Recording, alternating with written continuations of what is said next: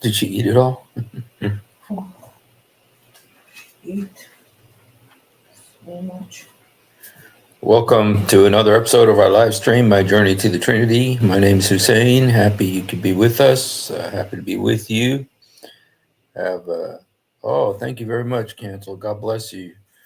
Thank you so much. I really appreciate that. Kind of going through a hard time right now, and I really appreciate your sensitivity to the Holy Ghost. God bless you and your family. Uh, Emmanuel Shahid, welcome. Elian, shalom. Be happy. Tiger, God bless. Eat what? We just ate In and Out burgers. So, yes. And whenever we go to In and Out, we get a plain patty for the dog. And it doesn't matter.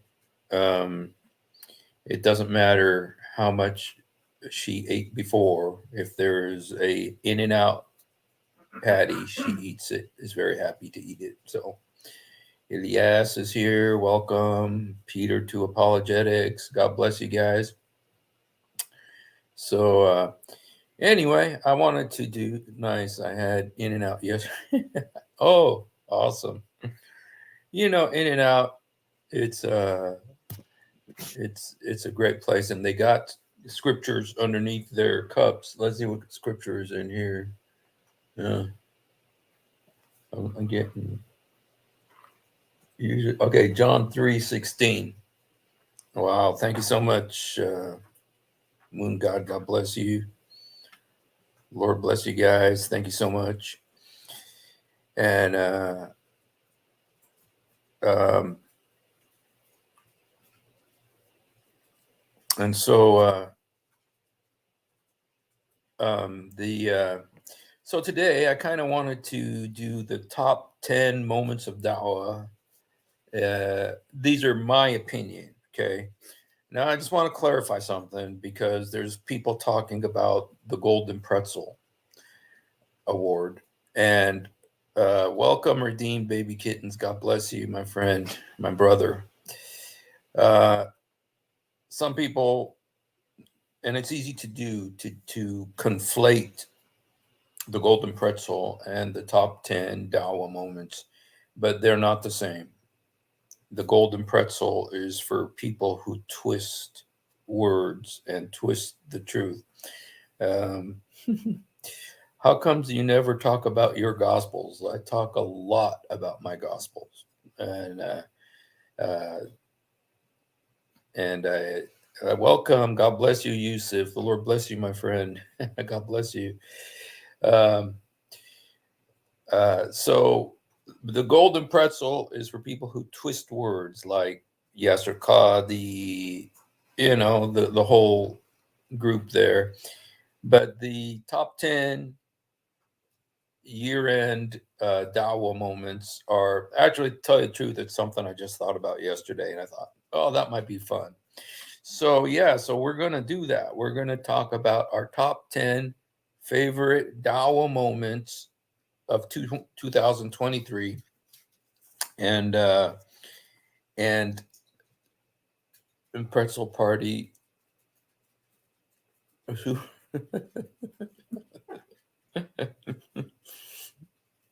You're funny, canceled club member. Um, so let's go ahead and Hagop Yeremian. Welcome, my friend Jacob Yaqub in Arabic. So Hagop, yeah. All right. Well, we're gonna go ahead and just get started here because we got different videos, and you guys, please be aware that these are my opinion. This is what I think are the top 10. You might have different opinion. You're allowed to have a different opinion. Maybe you disagree with me. Like I always say, it's okay to be wrong. And so, if you don't agree with me about which one is number one, So, so, all right, you guys. Well, you know what? We need to just get started watching these because some of them I'm not going to actually show you, but some of them I will. Because the video is available. Now the number 10. This is my number 10. Uh,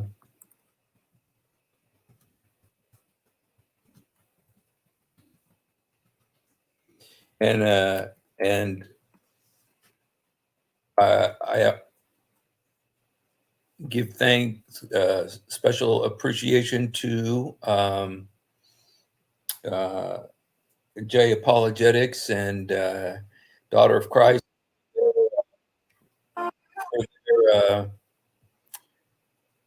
Because some of these I got from their program, some I got from Father Zechariah, some I got from others. But so anyway,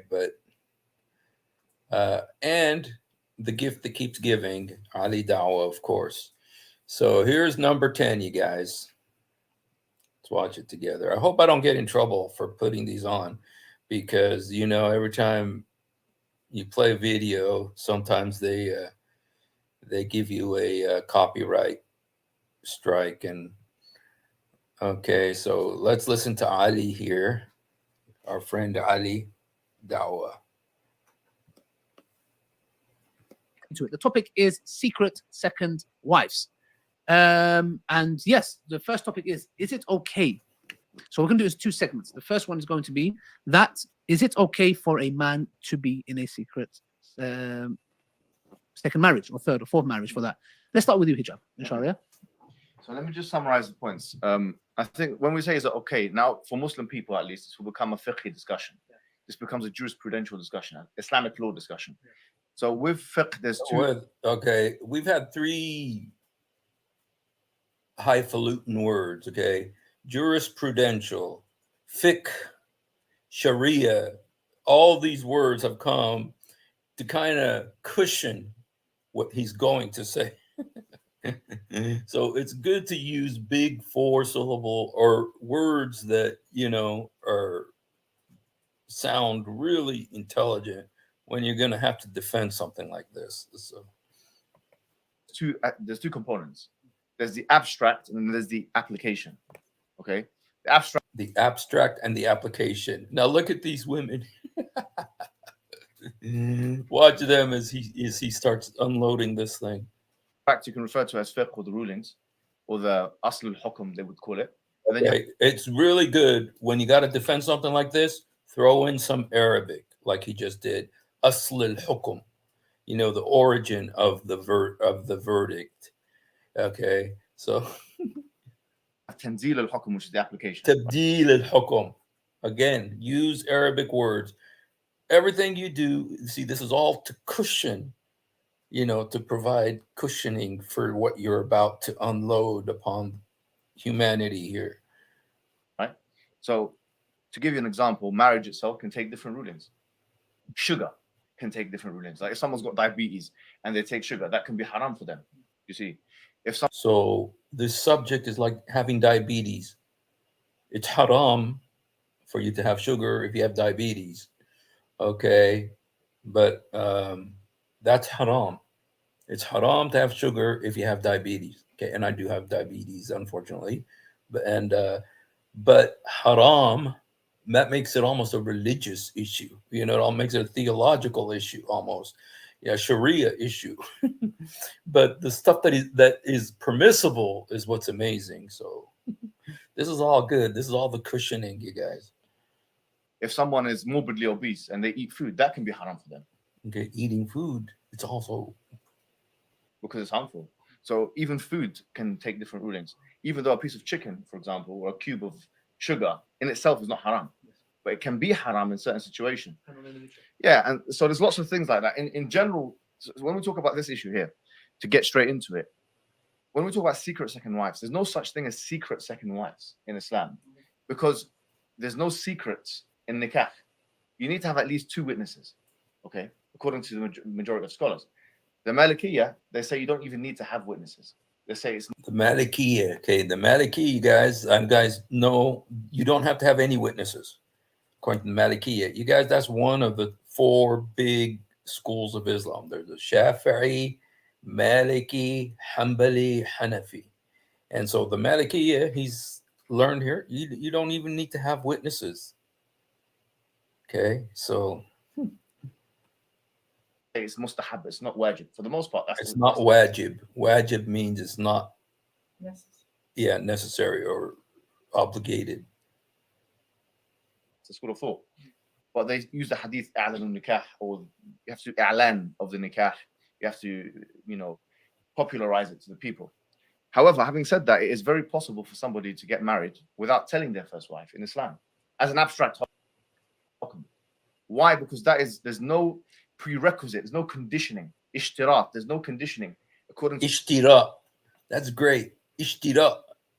There's no prerequisite, no ishtira. So you add to it. That's a big cushion. That's a big pillow. Ishtira. That right there, it means that you're not obligated to tell your wife that you got another wife. He just said that because of ishtira, whatever that means, for the majority of the people who are going to watch this who don't know Arabic, and let's just hear that. I just want to hear that one more time. I hope we get through these videos because it's mustahab, it's not wajib. For the most part, that's the school of thought. But they use the hadith a'lan nikah, or you have to a'lan of the nikah. You have to, popularize it. Alan is like you announce that you're going to be getting married. People. However, having said that, it is very possible for somebody to get. However, having said that, so there's okay, going into the exclusions. Married without telling their first wife in Islam as an abstract hukum. Okay. It's mustahab, it's not wajib. For the most part, that's the school of thought. But they use the hadith a'lan nikah, or you have to a'lan of the nikah. You have to, popularize it to the people. However, having said that, it is very possible for somebody to get married without telling their first wife in Islam as an abstract hukum. Why? Because there's no prerequisite, there's no conditioning. Ishtirat, there's no conditioning according to any of the madhahib, in fact, that a man needs to tell his first wife. Okay, according to any of the madhahib. Okay, remember he said that it's according to the Malikis that you don't have to tell your wife. According to the Malikis, there doesn't need to be any witnesses. And now he's saying about not telling your wife. All the madhahib is Shafi'i, Maliki, Hanbali, Hanafi, the four major schools. Okay, none of them require that you tell your wife if you have another wife, your first wife, that you have another wife, Or ask for permission from her or anything like that. Yeah, okay. In order for him to get a second.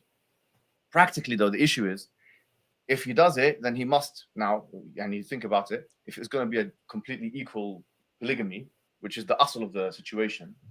Completely equal polygamy.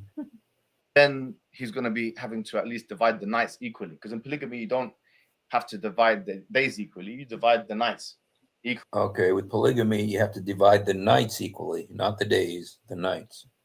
Equally. And the nights have a very specific definition from certain times. Now, what I'm saying is, now the second wife, for this to actually be feasible, where the first wife doesn't know, the second wife must do misyar, really.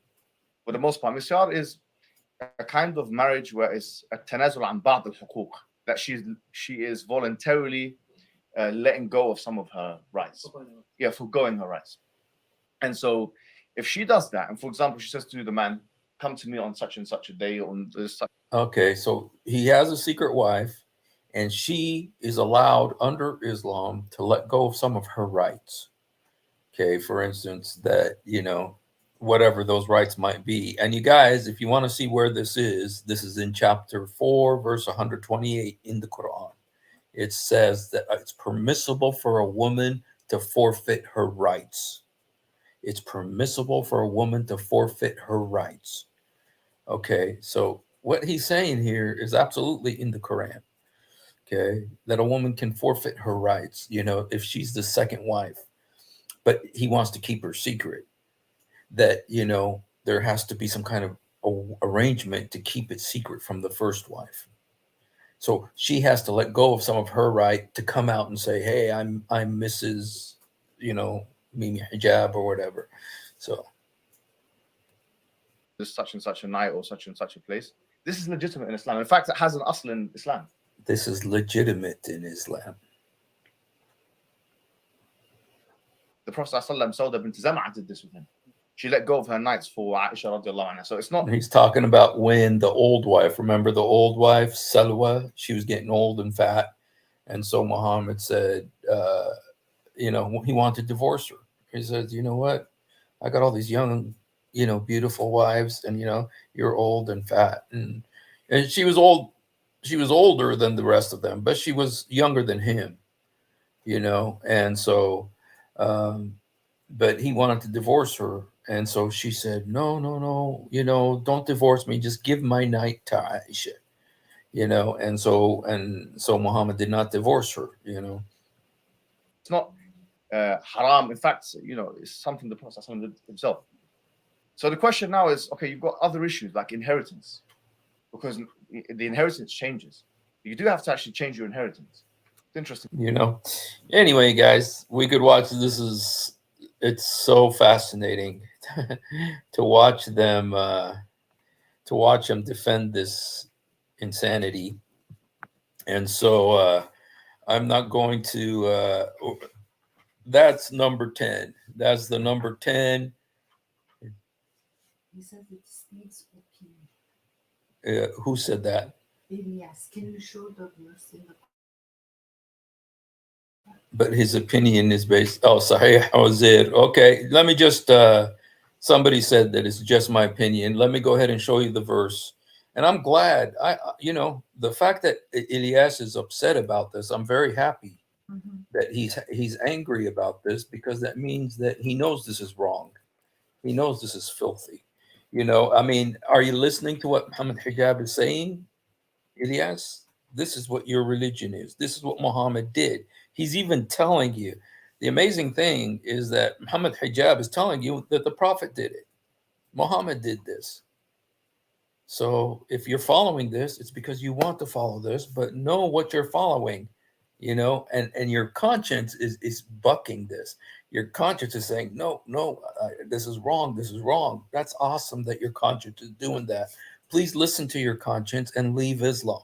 Because if you don't leave Islam, you're going to keep following this. And, we're here to help you understand what you're following so that you will leave. We want you to leave, okay? Here's the hadith. Here's the verse of the Quran. Let me show it to you. Okay. Oops. Huh? Oh. Okay. Let me just show you the share the screen. Huh? Is this the one? No, I'm looking at the wrong one here. Sorry, guys. Remove. Sorry, I'm looking at the wrong one here. Okay, let me just remove this and show you the verse.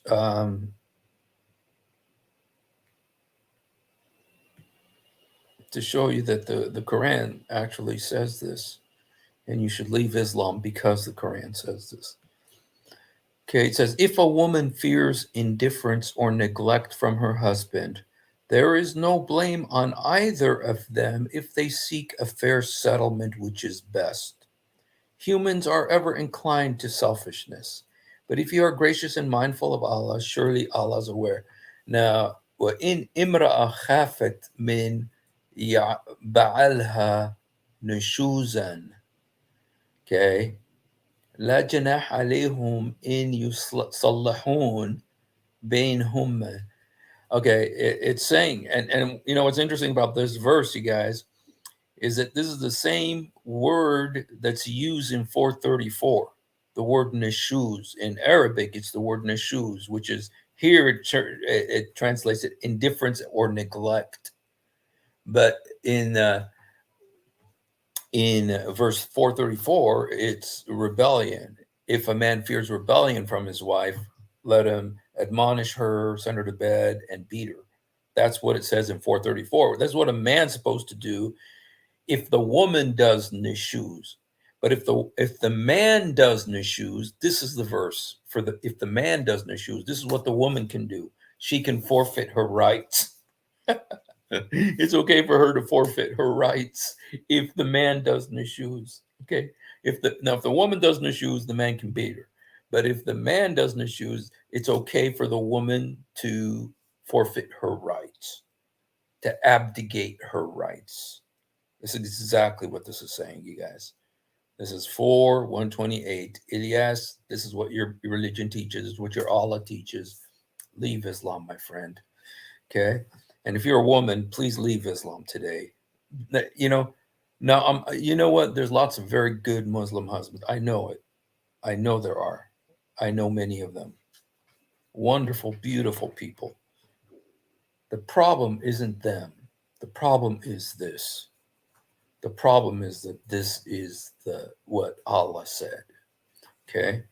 So, all right. So that's our number. Oops. I gotta close this. I got 2 StreamYard open. Okay. All right. So that's our number, our number 10 Dawa moment of the year. Okay. Now let's look at the number. Okay. Okay. This is the number 9 moment of the year.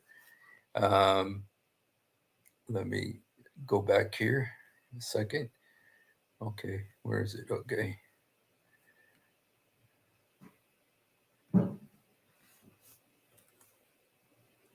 Okay, just 1 second, you guys here.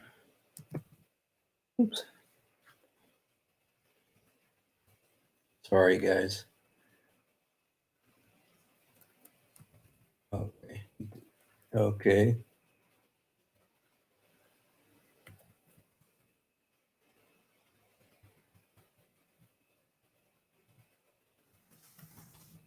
You know, I don't want to make this all about Ali Dawa, but he really was the gift that kept giving this last year. And let's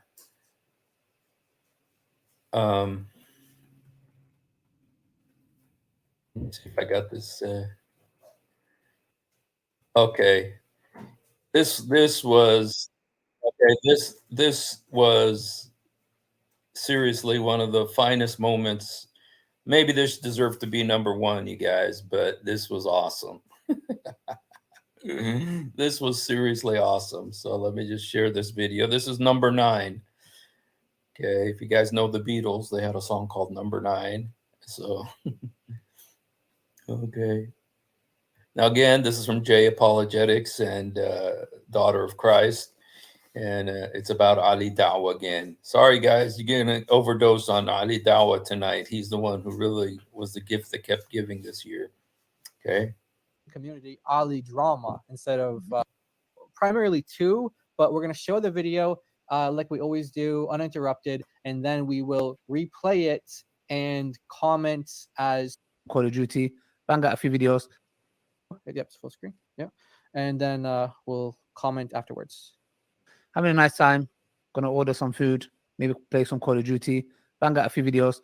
Somebody sent me a video of Brother Sajid, me and his dispute. It's nothing personal. Dispute. It's nothing personal. Yes, Sajid, you're watching this. You are a 5-star, grade A jahil. Nothing personal. And I'm going to show you how ignorant this Medina student Sajid is. Nothing personal. You jahil, ignoramus. Nothing personal. And you have no damn knowledge. Nothing personal. You have no wisdom in doing dawah. Nothing personal. That's why I don't blame you from sitting in your room as a Medina student doing reaction videos. Nothing personal. Like you run away when a Christian came and approached you. You run for your life. Nothing personal. I will fundraise, and even from my own pocket, for a sadaqah jariyah so he can come back with real knowledge and hikmah to serve the ummah in a better way rather than backstabbing. Nothing personal. Sit down in your chair, in your little room, reaction videos as a Medina student. That is what you're known for. Nothing personal. And criticizing others. Just look for backbiting, backbiting and slandering and backstabbing other people. Nothing personal. My issue with you when it comes to the backstabbing, it's going to be in front of Allah on Yawm al-Qiyamah. Me and you.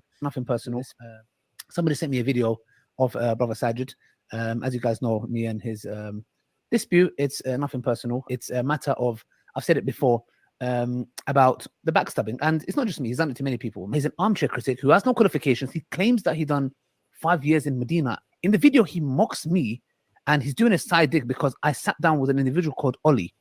And Oli is an individual who I was giving Dawa to. He has no experience in the Dawa field. This is proven by his own tongue. Okay, so this is the main thing here, guys. This is why this is number 9.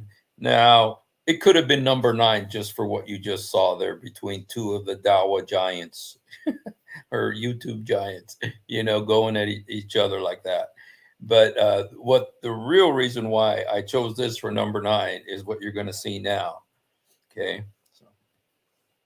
Yes, Sajid, you're watching this. By your own tongue, you just proved yourself that you were unqualified. Reading books is different to doing it in person. The point is what? You are having a go at me because I was sat down with apparently a trans. Okay, Oli is somebody who I Okay, he sat down with a transgender person. speak to. I have communication with him. And you need to understand something. And this is how I know you have no idea about Dawa.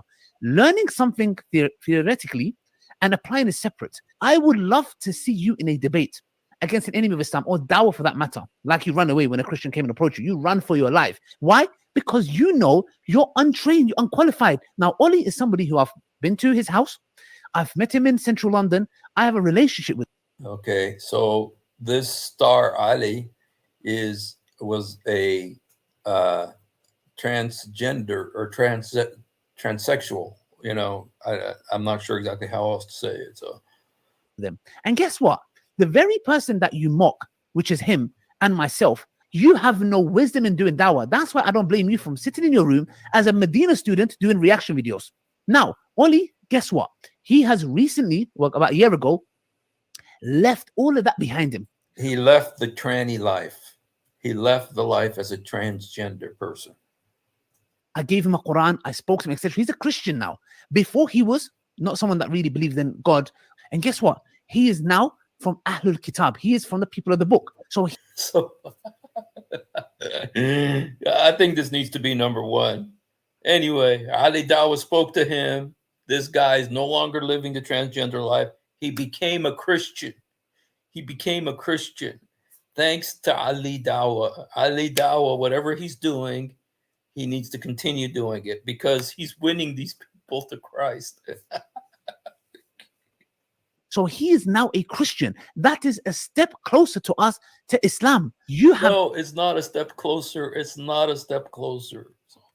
an ideology that you would never want to be seen with someone like that. Oh, God forbid. I don't give a who I'm seen with. And guess what? The joke and the laugh is on you because The joke. this guy is now a Christian. He's not only that, he's talking out against the LGBTQ and the trans community, and he's proving and showing. And now he's on our side. So He's on our side. Oh, dude, this thing is gold. So yeah, that's the number 9 Dawa moment of 2023. The number 9, and both the videos so far have been Ali Dawa videos. And so, you know, he went and talked to this transgender person, went to his house, had a relationship with him. He said he had a relationship, a friendship with him or something, you know. And whatever Ali Dawa did, it got this tranny guy to give up his butt and become a Christian, not become a Muslim. And Ali Dawa is saying, well, now he's of the Ahlul Kitab, meaning people of the book. So he's closer to Islam now because he's a people of the book. So, okay, well, you, whatever you're doing, Ali Dawa, keep doing it. Thank you for what you're doing. So, yeah, that was, that video was definitely amazing to say the least. So let's see what some of the comments here are. When did the word Islam, meaning submission, become the name of a religion, a modern concept that didn't even exist? You know, that's one of the big issues, is that now they say, well, everyone who submits, they are they are they are Muslims just for submitting, you know, not necessarily believing in Muhammad, but submitting. So they're creating this smoke screen, you know. So now they should call him Ali Tabshir. That's awesome, Yusuf. You guys, Yusuf is, um, you know, ex-Muslim too, from Saudi Arabia. So praise the Lord. Tabshir in Arabic, you guys, means evangelism. Tabshir, to bashir. An evangelist is a mubashir. Bashir means to evangelize. Bashir is the evangelist, and Tabshir is like the equivalent of, in Arabic, Dawa means like Islamic evangelism. Tabshir means Christian evangelism. So I wonder. Yeah, that's awesome. So, hey, I didn't see Sam yet, but if you'd like to come on, Sam, I don't know if you're here, bro, but if you're here, bro, come on, help us enjoy these top Dawa moments. And Yusuf, too, please come on. And we're looking forward to the day when redeemed baby kittens will come on and join us as well. I'd also like any of the Muslims. Here's the link, you guys. Come on. And, you know, any of you guys who want, feel free. There's the link. Feel free to come on and give us your view. Is my judgment correct? Does this deserve to be number 9? To tell you the truth, you guys, this deserves to be number 1, because, you know, he's, you know, amazing that he got this guy to become a Christian. He led him to the Lord. So, all right. Well, let's look at another great Dawa moment of 2023. And this is also one of my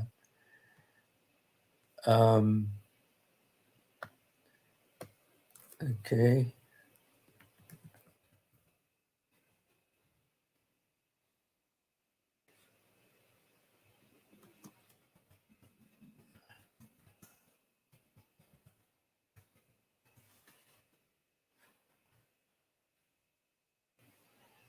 Okay, and this one we'll go ahead and let's see. We'll just take a little bit here from our brother David Wood. Now, it was on a bunch of different channels, and I did something about it too, but this was awesome. So let's just listen to a little bit of what David Wood says about Ayan Hershey Ali, one of the great ex-Muslims who has done so much to expose Islam and to expose what Islam does to women.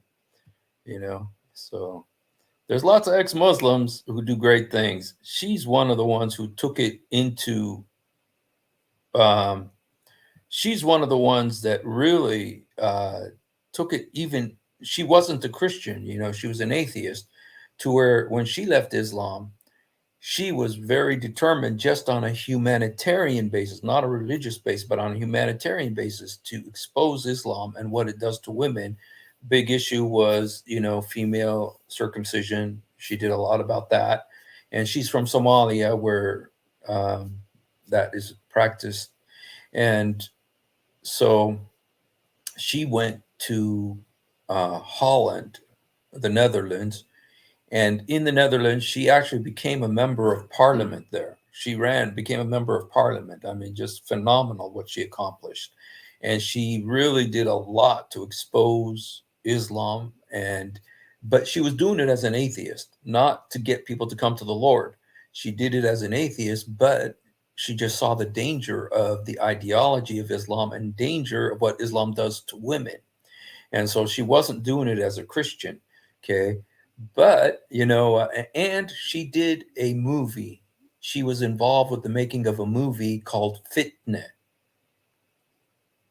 The movie was called Fitna or Submission. I'm sorry. Her movie was called Submission. And it was about the treatment of women in Islam. It was about the treatment of women in Islam.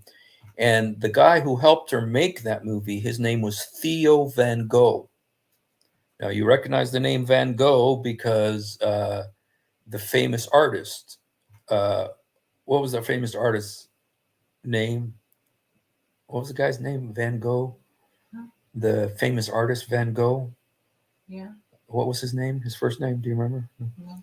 Okay, there was a very famous artist. I can't remember what his first name is, but he was this guy is related to him. I think it's his son or his Vincent Van Gogh. Oh, that's okay. Yeah. So this guy, Theo, was Vincent Van Gogh's son, I believe. And he helped Ayaan Hirsi Ali to make the movie Submission, which exposed the treatment of women in Islam. Well, Theo Van Gogh was murdered very, very viciously on the streets of the Netherlands, streets of Holland. He was murdered there for that movie. And it's terrifying murder. He was murdered in broad daylight. He was riding his bike. He was murdered, and the guy put a note on his chest. And the note on his chest included one of the titles of Muhammad that you don't hear very often. And it's the Laughing Killer. The Laughing Killer, which is Dahuk al-Qattal. Dahuk al-Qattal, the Laughing Killer. That was one of Muhammad's titles. And so can't be some, maybe grandson. Okay. Yeah, possibly. I'm not sure. But anyway, he was murdered for making that movie, and he made it with Ayaan Hirsi Ali. Okay.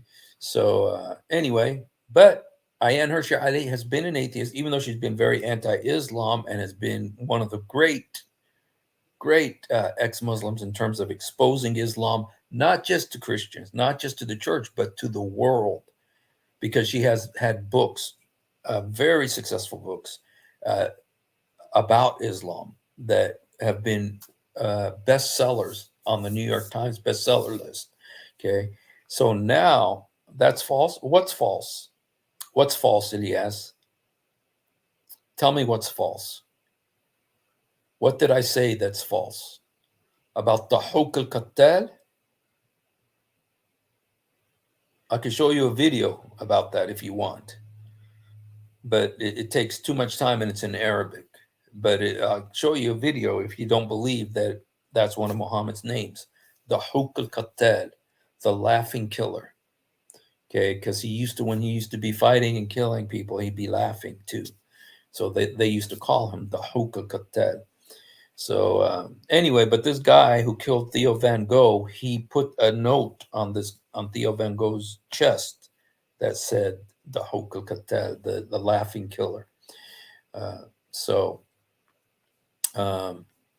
Anyway, but this last year, what happened is Ayaan Hirsi Ali actually came to the Lord. She accepted the Lord. And so that's, so that's our number 8 greatest Dawa moment. And let's have Brother David Wood here. A newborn baby open his eyes for the first time. The light is painful when all you've ever known is darkness inside a protective womb that shields you from the outside world. But after a brief, painful transition, your eyes will eventually adjust. Ayaan Hirsi Ali is on an amazing journey. I read her books, The Caged Virgin and Infidel, many years ago. Following her apostasy from Islam, Ayaan has been closely associated with all of the main figures among the new atheists, but she's been going through some changes recently.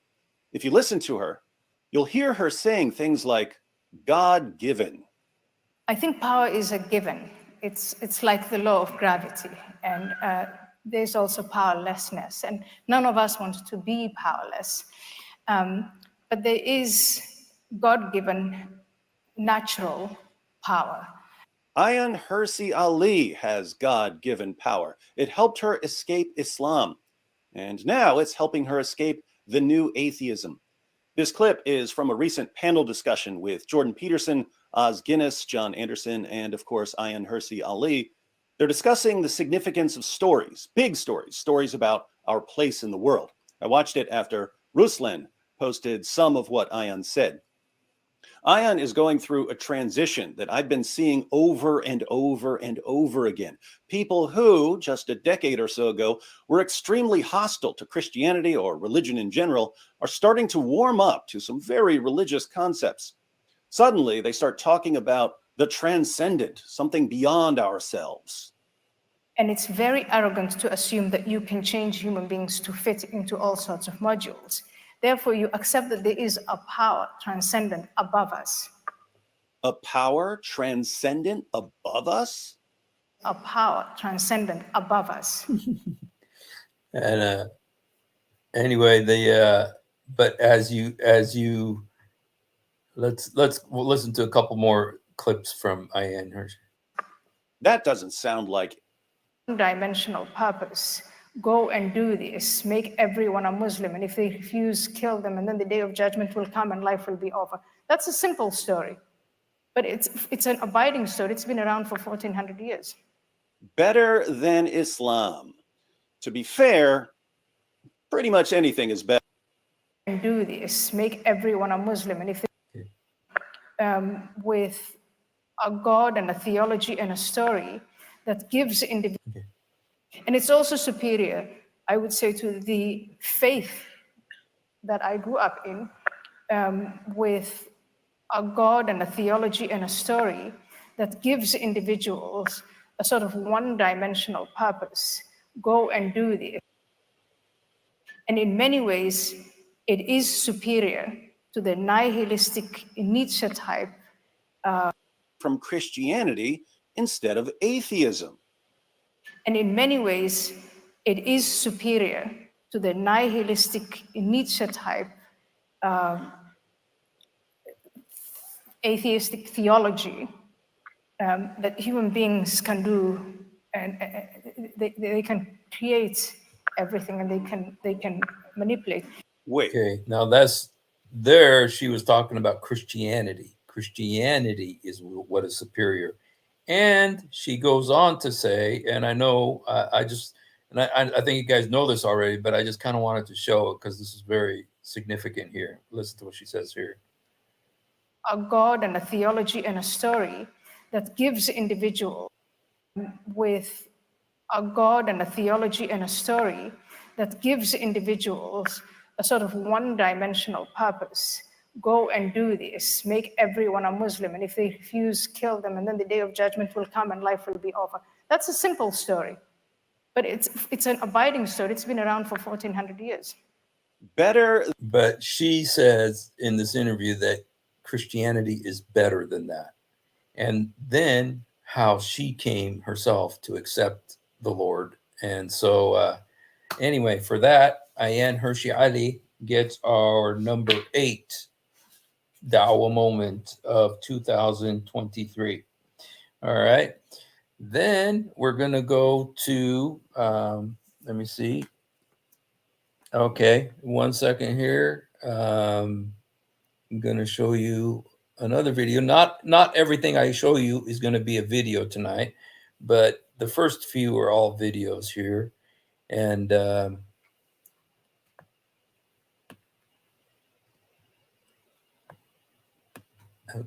oops. Okay.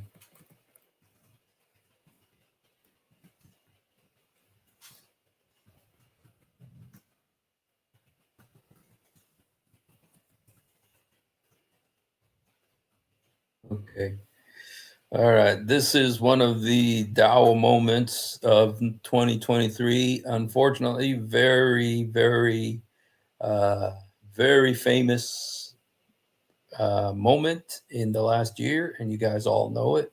So I wanted to ask you now, because this is the hot topic, especially in the Muslim community, about your conversion. oops.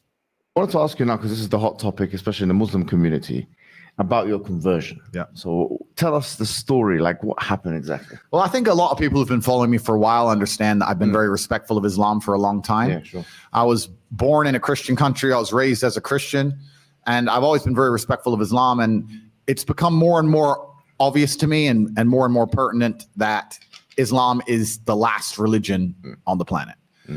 Okay, so that's his. Okay. There is a tunnel that Hamas Okay, sorry. I wanted to ask you now, because this is the hot topic, especially in the Muslim community, Okay. about your conversion. Yeah. Okay, so anyway, Andrew Tate is the number seven biggest Dawa moment of 2023. You know what cracks me up? There was this girl who wrote who's a Muslim, and she said, "Look, the Buddhists got Tina Turner, the Hindus got Julia. What's her name? Julia, the one that was in Pretty Woman, Julia Roberts, Julia Roberts. You know, these very famous stars, celebrities." And she says, "And who do we Muslims get? We get Andrew Tate." And you know, and the funny thing is just watching the cycle of things that happened after Andrew Tate, you know, became a Muslim, supposedly, you know, with his situation when he went to, I believe, was it Poland or Romania? I can't remember the country he went to. And, you know, the way he's trying to avoid the law there, and everything that happened to him over there, and the way the Muslim world came to his support. And I remember when I used to go preach in front of a mosque, there was this one kid who always would come up, and he was a big Dawa person too. And he always was so enamored of Andrew Tate. This conversion of Andrew Tate just was so meaningful, so powerful. You know, I guess for Christians, you know, for like in America, you know, I remember when Bob Dylan became a Christian. You know, Bob Dylan started singing gospel music, and just it shook the Christian world, the Christian music world, because you know he's one of the biggest celebrities. You know, and that's how Andrew Tate has affected a lot of young men in the Muslim world. And so what's funny is that when Andrew Tate didn't change any of his behaviors, about the drinking, about the women, about everything else he was doing. And remember the great defense that Ali Dawa, of course, had, and that is that Andrew Tate is a Muslim, but he's not a believer. He's a Muslim, but he's not a believer. And there's a difference between a Muslim and a believer. Remember this semantic hair splitting that Ali Dawa did because of Andrew Tate, because his life didn't change. He didn't see any improvement. He's still the same, still doing the same thing, still, you know, all the stuff that he was involved with before. And so Ali Dawa, the way he explained it was that Andrew Tate is a Muslim. He is a Muslim, but he's not a believer. And there's a verse in the Quran that talks about, you know, the difference between Muslims and believers. You know, say you're a Muslim even if you're not a believer. And let me see if I can find that verse. That's kind of you know, again, it was Ali Dawa that kind of brought that explanation. Okay.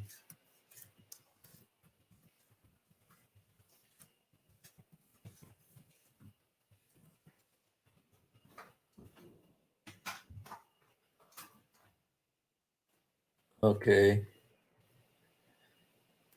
I want to actually show you the verse that talks about this.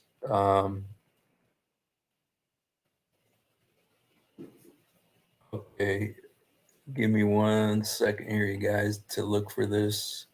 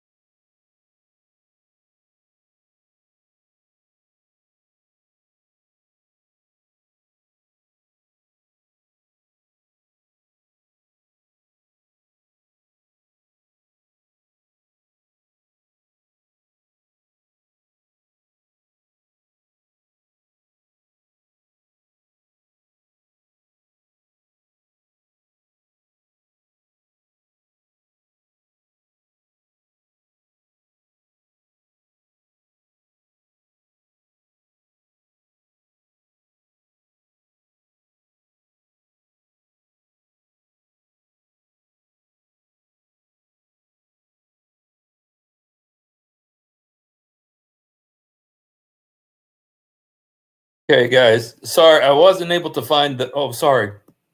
I wasn't able to find the verse, but it says there's a verse in the Quran that says that there's a difference. You could be a Muslim without being a believer. It actually says that in the Quran, and it makes you think. So you can be a Muslim without believing in Allah?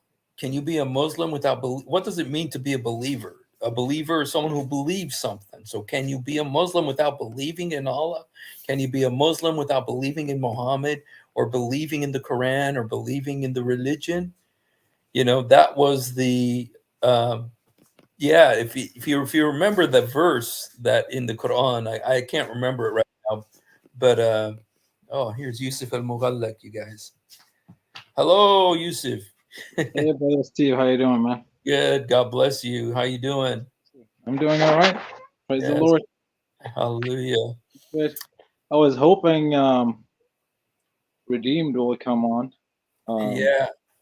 Was trying to kind of give him a chance, but yeah, seems like not today, or not, at least not yet. Not yet. Well, give him time, and and to grow in the Lord, get more stable in the Lord, and so have you seen any of the videos that I've put on yet? Oh yeah, I was watching him. Yeah. What do you think? Have you heard that verse that says that a person can be a Muslim and yet not be a believer? Is it قولوا أسلمنا ولا تقولوا آمنا or something? Oh yeah. I think so. Oh, okay, let me see if I don't know what chapter. Okay, Um, let me see if I can find that. If Okay, you have a Arabic keyboard, if you would just type قولوا آمنا, sorry, it's like قولوا أسلمنا ولا تقولوا آمنا or something like that. okay. Let me see if I can. I don't know if I can go to another page while Okay. still being on here because I'm using my phone. Okay. المسلمين المسلمات المؤمنين المؤمنات آمنا. Okay, say we are Muslims and not believers.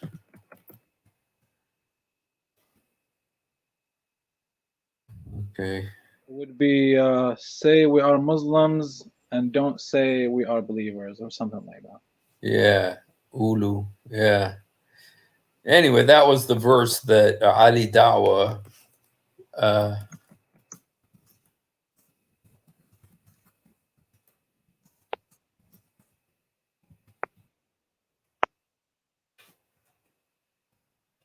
Am I still on?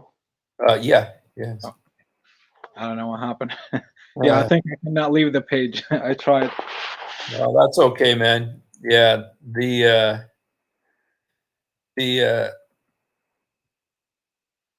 you know, I did a program about it, and I should have actually prepared. I wasn't really, you know, I kind of just I didn't have a chance yet to put this all together. So, but anyway, I can type it for you in the chat, in okay, the private chat in Arabic, because I have a Arabic keyboard in my phone.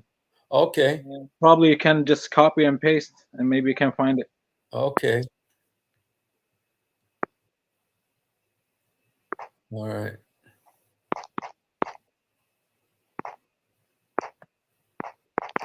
Okay.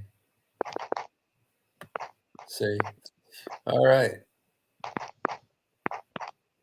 But anyway, that was one of the excuses that oh yeah, redeem baby. That was gold, you know, that Ali Dawa did that, you know. He became he became an evangelist. So Yeah. yeah. He did something good. and then we'll go to another one of our favorite Dawa moments of 2023.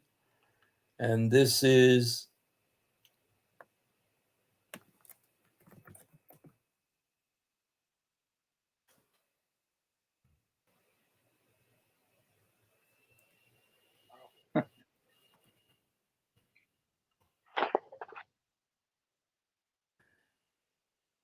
okay, it's our friend Sneeko and his conversion to Islam. Okay, and when he left, okay, okay, I mean, like, it seems like he was Muslim only for like 3 weeks or something. yeah, and then he let's listen to this. Do you think Islam is the most like red-pilled religion? A lot of people that I respect ended up finding Islam, so I think that there's something to that.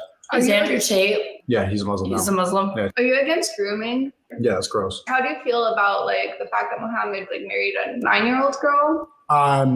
Listen, that was just his hustle. I don't know how true that is. But I don't think any Muslims deny it. If that's true, then he's not. Then nobody's perfect. If your wife cheats or disobeys you in some ways, the Quran does order Muslim men to like strike their wives. Do you think that's okay? I mean, if it works for them. When you say like if it works for them, you're like indifferent if some men beat their wives. I mean, it worked for a long time. That's going to get you in jail now. So I'm not going to advocate anybody to do that. Not just say, is that a big reason you're drawn to Islam is for the community and the culture?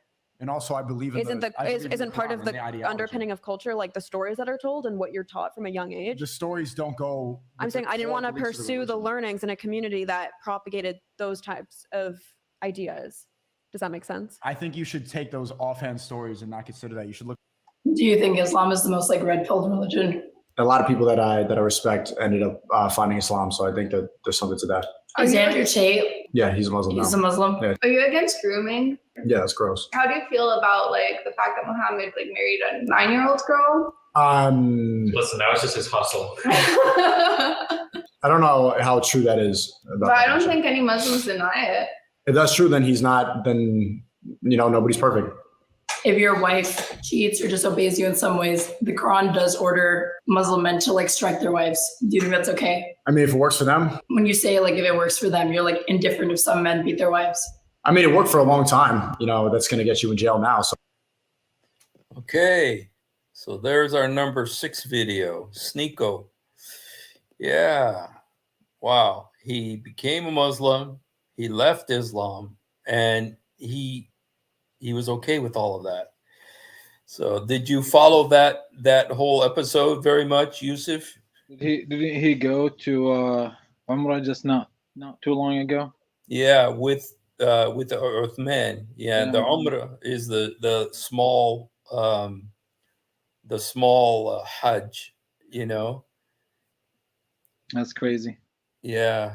So I don't know, I thought that he left Islam, but it seems like, just recently he was seen with Sheikh Uthman doing the Hajj. And so I don't know. brother. I think it's some kind of you heard of al-mu'allafa qulubuhum. Well, how would you translate that? Mu'allafa qulubuhum is like the ones that their heart been softened, or Oh, so this is something that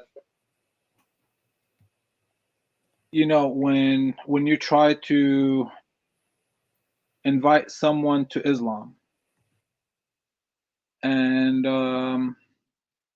whatever you do, it doesn't work.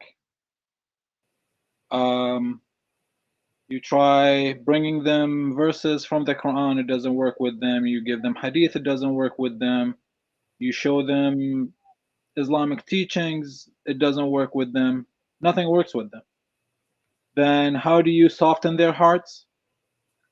You would use money instead. oh. I was expecting it was going to be something noble, but No, it's literally money, because even big heads became okay. Muslims during Muhammad's time. Yes.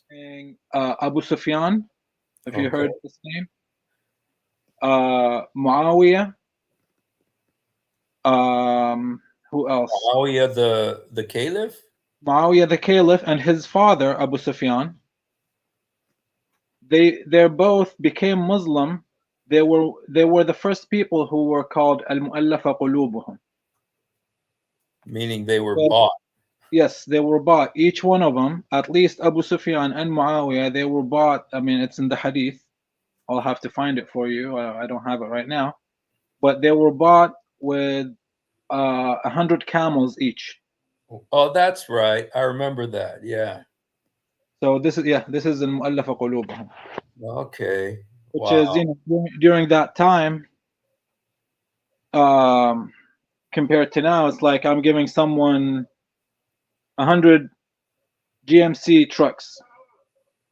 That's their vehicles there in the desert. Okay. So Yeah, right. Yeah, it's equivalent to a truck here. Yeah. Um, was it you who did that? Because somebody did this with me on a live stream, but I can't remember. No, Was it I you? didn't do it.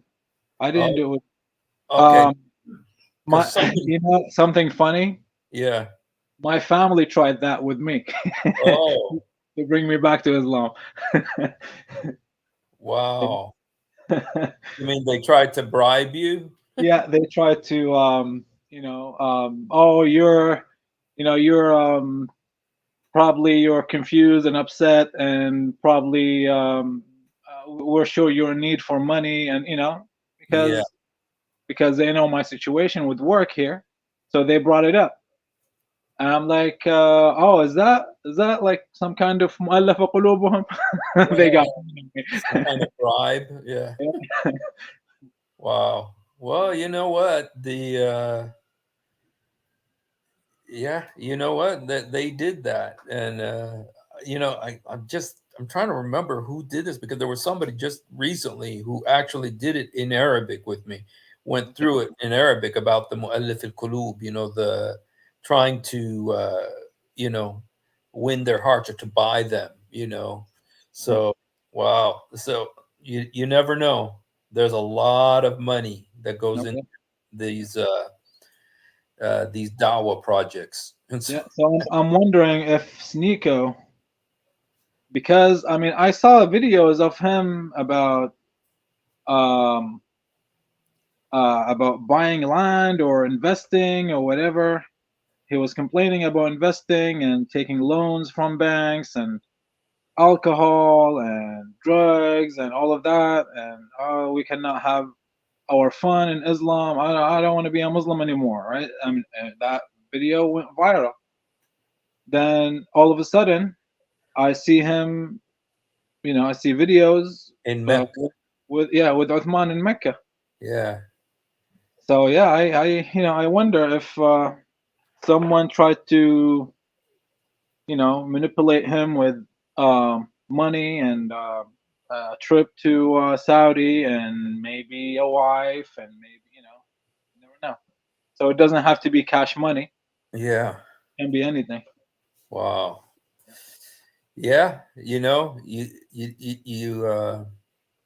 it's very, very, very possible, and you see that with a lot of celebrities. They go to the Saudi Arabia or the Dubai, and they see the kindness and the generosity of the Arabs, and they're very generous, very kind, very hospitable, but they're deceived by that, like into saying that Islam is the same as, like Steve Harvey, when he went, and how he came back saying we serve the same gods or something like that, So anyway, but this is the verse that we're talking about, and it says, some of the nomadic Arabs say, we believe. That's Bedouins, by the way, nomadic Arabs. Say, O prophet, you have not believed, but say we have submitted, or become. When it says submitted, the word there, aslamna, we have become Muslims. Okay, for faith has not yet entered your hearts. But if you obey Allah and his messenger wholeheartedly, he will not discount anything from the reward for your deeds. But this is what's amazing about this, is say we become Muslims, but don't say we believed yet, meaning that believing is not a prerequisite for becoming a Muslim. That's the crazy thing. Yeah. No, go ahead. Yeah, this is the crazy thing, because since ever I was a kid, I remember struggling with this too, because again, you can be a Muslim, and this is level 1 that you start with, and then it depends how much you do as a Muslim, then you become a mu'min, which a believer. Yes, exactly, mu'min means believer. So how can you be a Muslim before you believe? You have to believe first. You gotta believe. You gotta be a mu'min first. Supposed to be you become a mu'min first, and then according to your iman, according to your belief, you decide what kind of belief, right? You gotta let's say I believe in God, and then who's God? What God do you serve? It's not oh, I serve Allah, now I'm Muslim, then I become mu'min.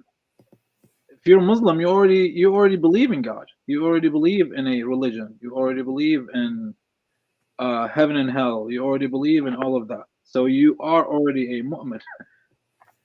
Wow. And it's just like, it shows you, because with Jesus, he says, they asked him, what is the work that we must do? And he says, it's to believe. I mean, you can't go anywhere. It says, without faith, it's impossible to please God. But that's not the rules in Islam. In Islam, you just say the Shahada. And you say the Shahada before faith enters your heart. When it says faith enters your heart, that means you believe.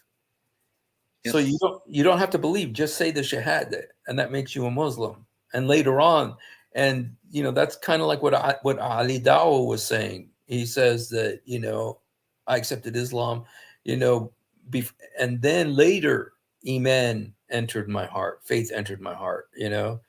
So that is a trippy concept. So I mean, did you know this verse when you were young? Yes, I think I switched the two concept when I wrote it to you in Arabic. I think I wrote قولوا أسلمنا ولا تقولوا آمنا. I think it says لا تقولوا آمنا بل قولوا أسلمنا. I think in the Arabic. Well, this is the Arabic. This is the Arabic here. قالت الأعراب آمنا قل لم تؤمنوا ولكن قولوا أسلمنا. Okay, yeah. قل لم تؤمنوا لكن قولوا أسلمنا. Okay, so yeah, I did flip it. Yeah. Now, you guys, let me just tell you what it says in the Arabic. Well, I think it is pretty good in the English translation. It says, They said that the Bedouins said, we believed. And Muhammad said, don't say we believed. Say we became Muslims. Kulu aslamna, we became Muslim. Ulama yudkhul al-iman fi qulubkum. And when faith will enter your heart, meaning that you can become a Muslim without believing in Islam. I don't know if that's true, but you just got to say the words, right? Yeah, and actually most people, especially here in the West, most people will if they're trying to get someone to become Muslim, yes, they will tell them to say the Shahada. Mhm. They don't even have to know what they're saying. Yeah, yeah, As long as they say it, yes, and after they say it, oh, they can learn later. right. Yeah, they can learn what it means later, or at least say it for now before you change your mind. Mhm. All right, so yeah, you say it now, and then we'll teach you what it means. We'll teach you how to pray. We'll teach you. So all of this, the person will say the Shahada without knowing any of this. Right. And I've seen it. I've seen it.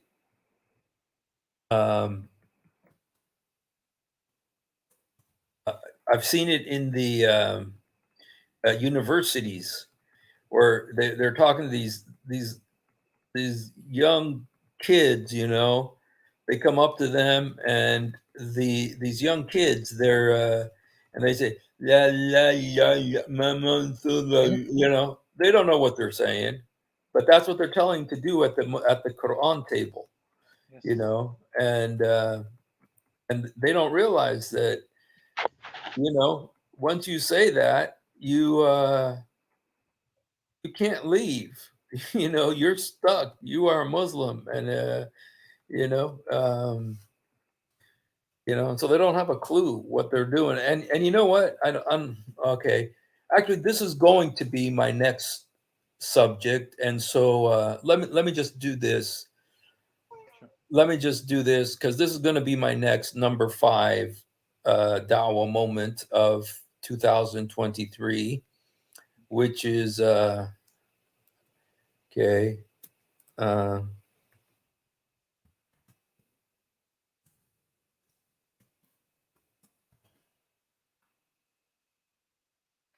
Okay, I don't want to listen too much to this because it makes me vomit. But just kidding. But I do want to listen just a little bit because it is kind of in line with what we're talking about right now.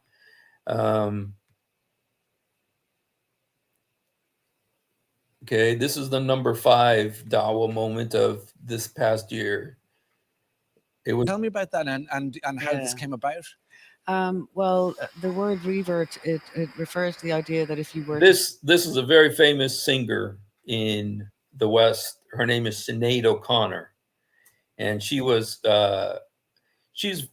famous for being on Saturday Night Live, and she sang a song, and after she sang the song, she took a picture of the Pope on Saturday Night Live, one of the biggest TV programs in America, and she ripped the picture of the Pope and says we must be free. And she was really anti-Catholic, even though she was Catholic. She's Irish, but then she became a Muslim.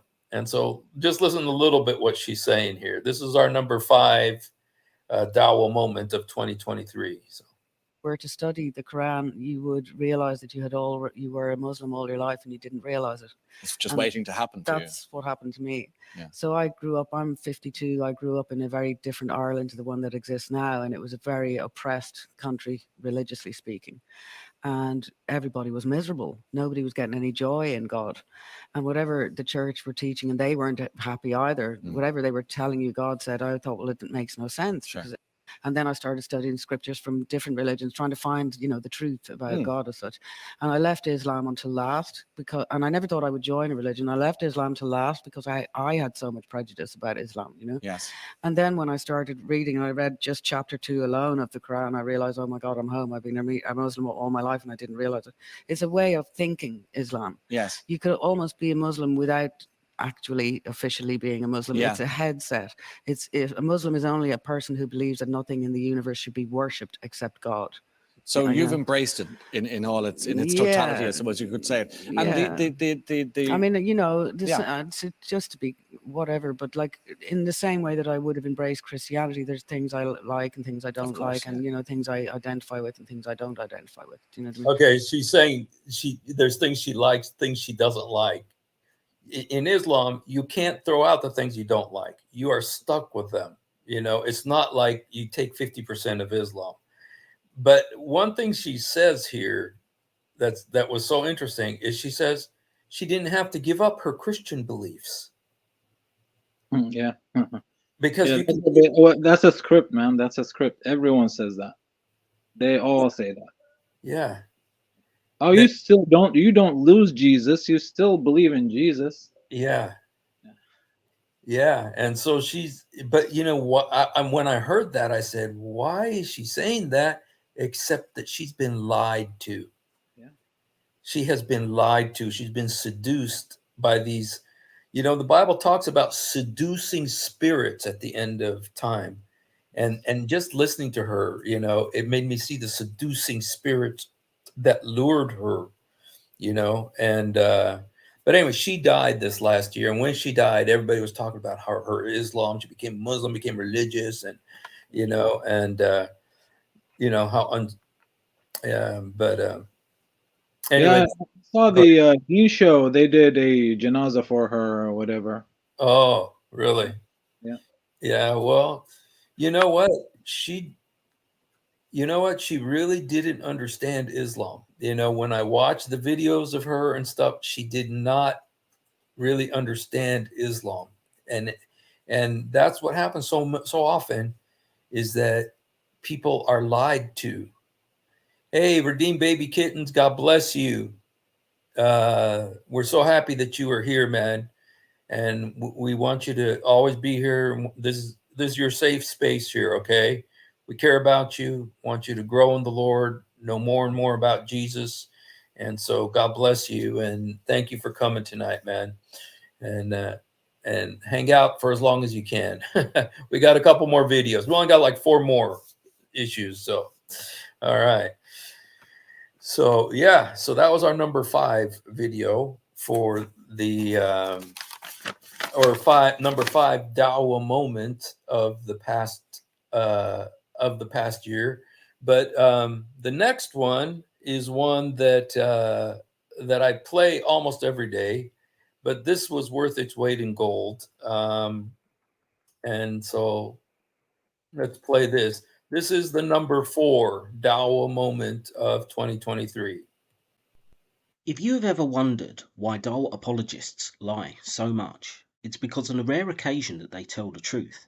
This happens. One of the reasons I accepted Islam was the scientific miracles. I'll be honest with you. And now we know that this whole scientific miracles was absolute nonsense. You're going to have to repeat that. Okay. When he said that the scientific miracles of the Quran are absolute nonsense. Nonsense, yeah. Yeah. Did you ever use those, or were you aware of the quote unquote scientific miracles of the Quran?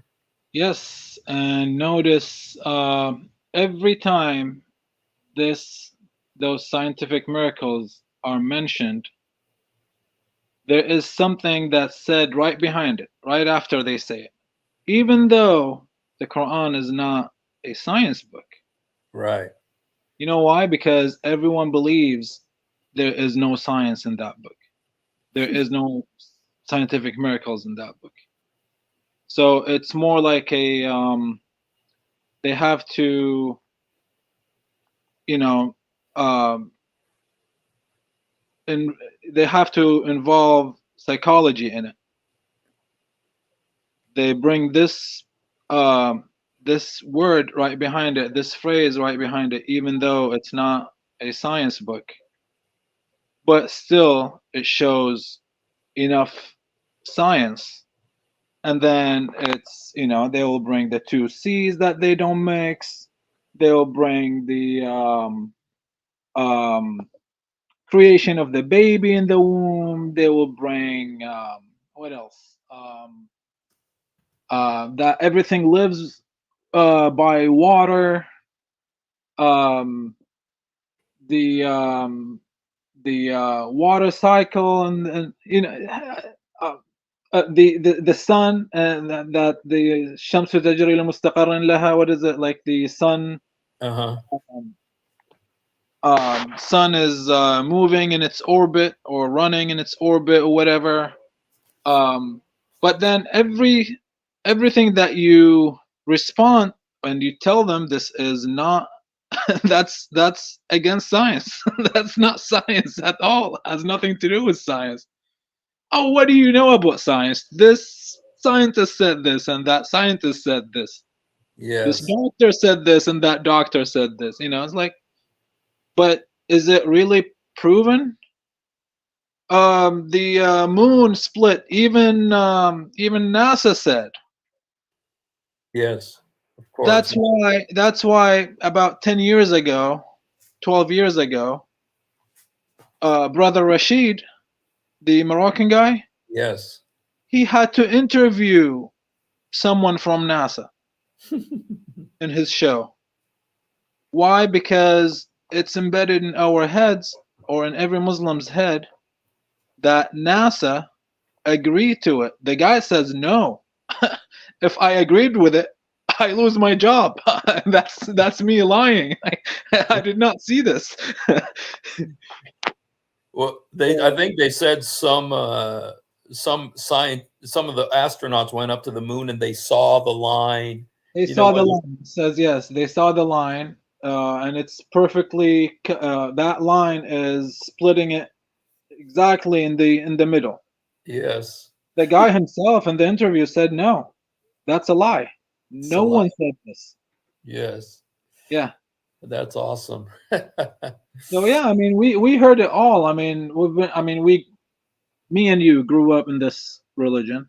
Yes. Other Muslims here grew up in this religion. This guy Ilyas, I mean, I bet he heard it all. But he still believes it. So. Yeah, can he show us a scientific miracle in that Quran? Yeah. Well, we have this one too, and this is where Dhul Qarnayn, or the Alexander the Great, he's believed to be Alexander the Great. Could you read the Arabic and tell us exactly what it says in the Arabic? Can you see it? حتى إذا بلغ مغرب الشمس, until he reached the where the sun sets, مغرب الشمس, where the sun sets. وجدها, he saw it, found it. تغرب في عين حمئة, he found it, or he saw it going, or setting in a warm pool, or عين حمئة. عين is like a pool. حمئة means hot. What is the word that I was interested in today was the word ain.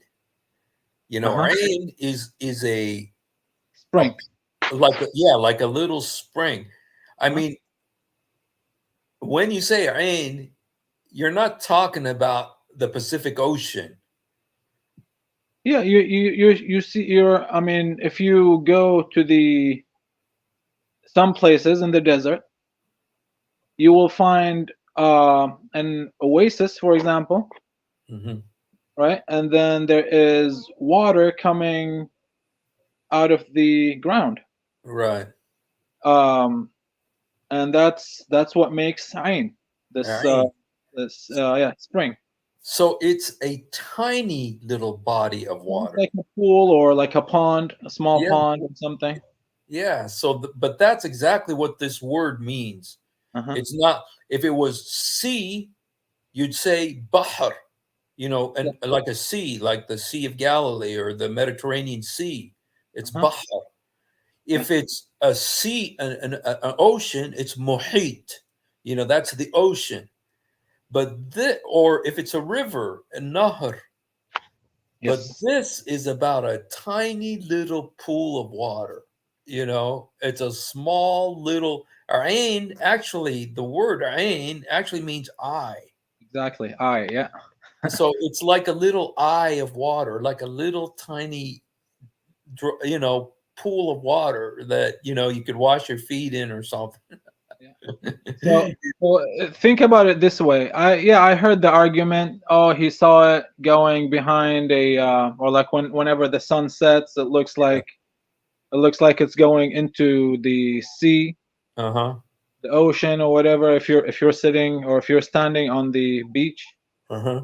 you'll see it going down like it's going in the water. But think about it this way: if this ain is so small, if it was anything like the ocean, it wouldn't be a desert. Yeah. It wouldn't be a desert. It would be like heaven. You'll see trees all over the place. You'll see it green. It's gonna be Eden there. Yeah, and then, even, of course, we know this now, but even if it was the ocean, I mean, the word تغرب في عين, what does that mean? Going into تغرب is like setting in. I mean, it's like the sun went inside of this body of water. That's what this is saying, right? Yes. Yeah. And so this is a scientific miracle. That is a miracle, man. And it says the sun is setting in this tiny little pool of water. And there's so many. He found its people too, so it's not from far away. Yeah. Like he found the people that this sun set into that water or whatever, the ain. Mm-hmm. Right after it says وَوَجَدَ عِنْدَهَا قَوْمًا. So wherever it's set, he found people. Yes. By that spot. Yes. So it's not from far away. He's not on the beach and seeing things. Yes. And you know what? I don't know if you've seen Zakir Naik, what Zakir Naik says about this. Did you hear what he said here? No, I don't think I heard him. I don't know. Maybe it's like sometimes I don't pay attention to what he says because by default I just assume whatever he's saying is nonsense. Yeah, it's comical, but every now and then he wants to show off his Arabic skills. And he did that with the word wajadaha. He says wajadaha means it appeared. No, wajad appeared would be appeared would be something else. Appeared. I mean, wajadaha means found. Like if something is lost, and you found something, is wajadtuha. He found it, Even it's used. Kids, even little kids. Like if you're teaching a kid Arabic, and they're they're trying to find a like brainstorming, like finding an idea, the kid would go, yeah, wajadtuha. It's like I found it. Yes. Yeah. And the word is used again right there. وَوَجَدْ عِنْدَهَا قَوْمًا. I mean, he found people by it. It didn't appear there were people. He found. But Zakir Naik, whenever he wants to deceive, he goes into the Arabic. Yes. And this right here, he translated the word wajadaha to mean it appeared. But it doesn't mean it appeared. It means he found it. And so, And so a lot of things appear. Yeah. Appeared, I was thinking maybe dhahar will bayyin, something like that, that it appeared, But anyway, this right here is a real scientific miracle, And there's another one that I wanted to show you. Let me see if I could find this one. It's a miracle of embryology, and of course the Quran has so many miracles of embryo miracles. Yeah, I think I know what you're talking about. Yeah, the flesh covered the bone or something like that. Let me see. Yeah, أحسن الخالقين. Yeah. Yeah, it says that it says then we develop the drop into a clinging كسونا clot. العظام لحما. كسونا العظام لحما. Right. Yeah, we clothe the bones with flesh. Yeah. So that when the baby's being made, Allah makes the bones first, and then He puts flesh on the bones. And in Arabic, it's عظما what's the كسونا العظم لحما. كسونا العظام لحما. Yeah. ثم أنشأناه خلقا آخر. Yeah. From the beginning it says ثم خلقنا النطفة علقة فخلقنا العلقة مضغة Okay. فخلقنا المضغة عظما أو عظاما فكسونا العظام لحما. Yes. ثم أنشأناه خلقا آخر فتبارك الله أحسن الخالقين. And that's a big problem, very big problem. The last 3 words, 4 words. تبارك الله أحسن الخالقين. This is one of those verses you could write a book about because there's so many problems with it. Now, the scientific miracle here is that it says that, and Father Zechariah is the one that kind of talked about this. I heard him. He says, is that according to Allah, there's these little baby skeletons inside the mother. You know, there's a point at which the baby turns into a little skeleton inside of the mother, and then flesh is put on the bones. You know. Yeah. So there is خلقنا المضغة عظاما. Yeah. So yes, up to this point, second line, right in the middle, عظاما. Yes. That would be the skeleton. Yes. So if I remember seeing Father Zechariah talking about it. Yes. And it's funny because, you know, with his Egyptian accent and stuff, and you know, Egyptian accent, they even if they're serious, it sounds like jokes. Whatever they say, it's like, you know, it's they're like happy people. You know? But he's got the sarcasm in his voice too. Yes. And he goes like, I've never heard of a woman having miscarriage and a skeleton comes out. You won't find a skeleton coming out. Yeah, that was hilarious, man. But you know what? I have a good friend. He used to come on Father Zechariah's channel. His name is Yohanna. Also, well, it was Yahya before. He was the leader of the opera in Egypt. And yeah, he's there. Yeah, I've seen some. Yeah, I've seen some of his episodes. Yeah, he said he read this verse, and he read this verse, and that's what made him leave Islam. This verse made him leave Islam. When he saw this, he says, "Wait a minute, that's not how a baby is made." He was an educated man. He's been through university, and he knew that, you know, babies are not made by, you know, go through a phase where they're bones and then flesh is wrapped around the bones. You know, he says that's not scientifically, and he left Islam because of that. So so this really is these scientific alleged miracles in the Quran. They really are a big deal, you know, and lots of problems with them. And so yeah. So, all right. Well, that kind of, we owe that to Ali Dawa, who finally came out after all these years and admitted that the scientific miracles are a bunch of nonsense. He used the word nonsense. You know, he says this is nonsense. And how much have Muslims been arguing these things, that the Quran's got all these amazing scientific miracles, and Books yet were written about it. What was that? I said books were written about it. So many people made money out of it.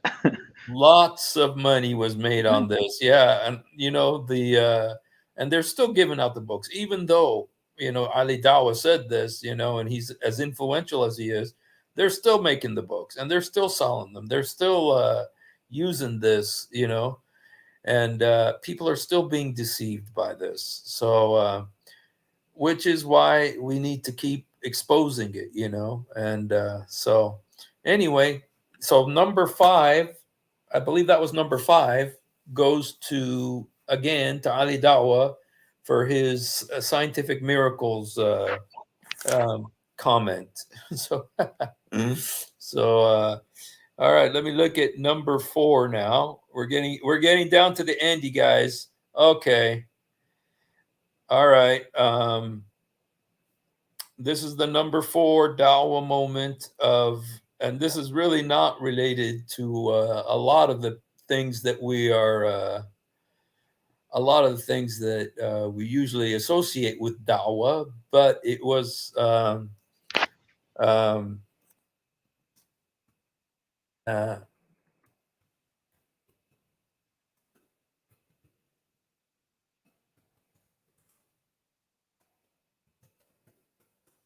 okay. Let me see. Okay. Okay. There's okay. It actually is the video. This video. And go to hell. Yeah, and she'll go to hell for it. Okay. Okay. I want to show this. I'd love to have your comment on this, Yusuf.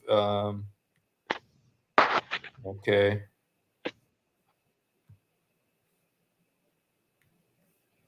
This is our number 4 Dawa moment. So step here in New York City in support of historic step here in New York City in support of the Muslim community. Mayor Adams announced new guidelines clearing the way for the Muslim call to prayer to ring out freely. For too long, there has been confusion about which communities are allowed to amplify their calls to prayer. Today, we are cutting red tape and saying clearly, if you are a mosque or a house of worship of any kind, you do not have to apply for a permit to amplify your call to Friday prayer. Under the new initiative, the call to prayer can be broadcast every Friday between 12:30 and 1:30 p.m. during the sunset prayers every evening during Ramadan. A historic. Okay. Did you hear that? So they can only do Adhan 4 times a year? You know what? You see, that was going to be my question for you. How many years is it going to be before it's every single day, 5 times a day? Yeah, even though probably the mosque is never open within the week until Friday, but because they're allowed to do the Adhan, they'll probably hire someone just to do the Adhan for every prayer, even Fajr prayer at whatever, 4 in the morning, 5 in the morning. So someone is going to be mad somewhere and go shoot someone, and then we'll have more crime because of those Islamophobes who shot a mu'adhin for doing Adhan. It's like I'm going to be a prophet now. You know what, though? You know, Mayor Adams said, you know, because the churches have their church bells once a week, you know. So now we need to have the Islamic call to prayer.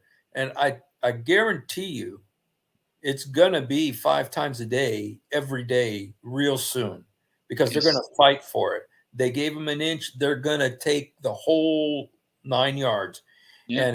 And they're not going to be able to fight it. They're going to use the First Amendment, freedom of religion in America, and 5 times a day. It's going to be as annoying as it is in the Middle East, you know.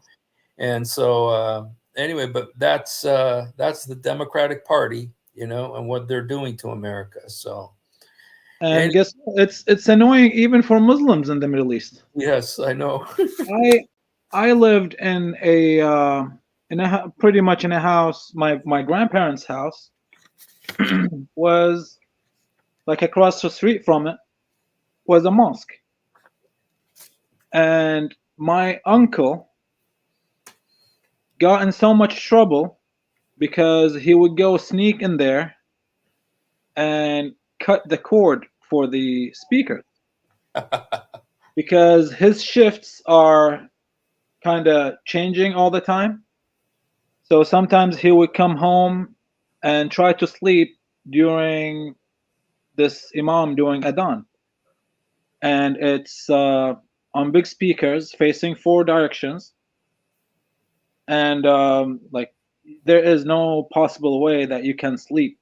I don't care how tired you are. I don't care how even if you didn't sleep for 5-6 days, if this thing is going, you will not sleep. So he would go, leave his bed. Like if he's trying to sleep and the adhan is going, he would leave his bed, go to that mosque. As they're doing the adhan, he would cut the cord. They will call the police on him, and he will get in trouble so many times. Like I grew up seeing this pretty much every week. Like Wow. the police got tired of arresting him. Sometimes they would not arrest him. Like just leave those people alone. Wait until they're done with the adhan and then go to sleep. Well, yeah. I remember, I lived in the Gaza Strip, and I tell you what, man, over there, I mean, it was I lived on the 7th floor, but it was on every side of the house of the building that I lived in. There's one on this side, one on that side, one on that side, one, and they would start at 3:30, 4 in the morning. There's no way you could sleep, and it's blasting, and I know that there were lots of Muslims that were oppressed and angry about it too, but you can't do nothing. But I know I'll get in trouble for this, but Israel did say that the volume has to come down because so many people complained, and so in Israel they did actually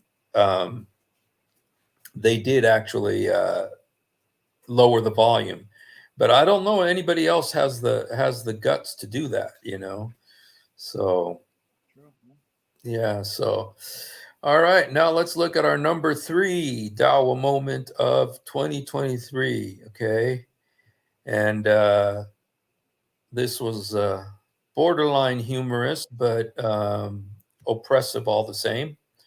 Hey, Ben Stiller here. Right. Yeah, Ben Stiller.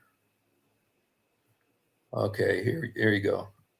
What purpose does that serve in the discussion with someone like me? What it would do. He is Allah, the creator, the inventor of all things.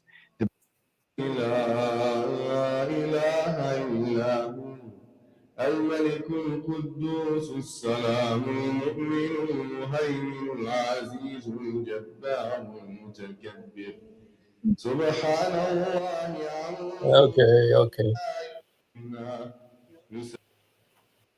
He is Allah. Okay, so he did. Mohammed Hijab wanted Jordan Peterson, who is a psychology. He's an expert in psychology. So when Mohammed Hijab did this little trick on him, he wanted to know, why'd you do that? So this kind of funny. Listen to this. That there is no God worthy of worship except for him, the King, the Holy, the one free from all defects, the giver of security, the watcher over his creatures, the mighty, the compeller, the supreme. Glory be to him. Glory be to God. High is he above all that they associate as partners with him. He is Allah, the creator, the inventor of all things, the bestower of forms. To him belong the best names. All that is in the potentially the 2 best verses that summarize. So it's an attempt to use a multiplicity of virtues to define a supreme source of good. So, Yes. okay, I have a technical question for you, a procedural question, I guess. When we're talking, so you sang those verses, and then, so here's what happened. I asked you that question. You sang those verses or chanted them, or a Cited them. combination of those Yeah. two. Okay, but there's a melodic element to that, and I don't understand the language, and then you translated them. And so why approach the answer to my question in that manner?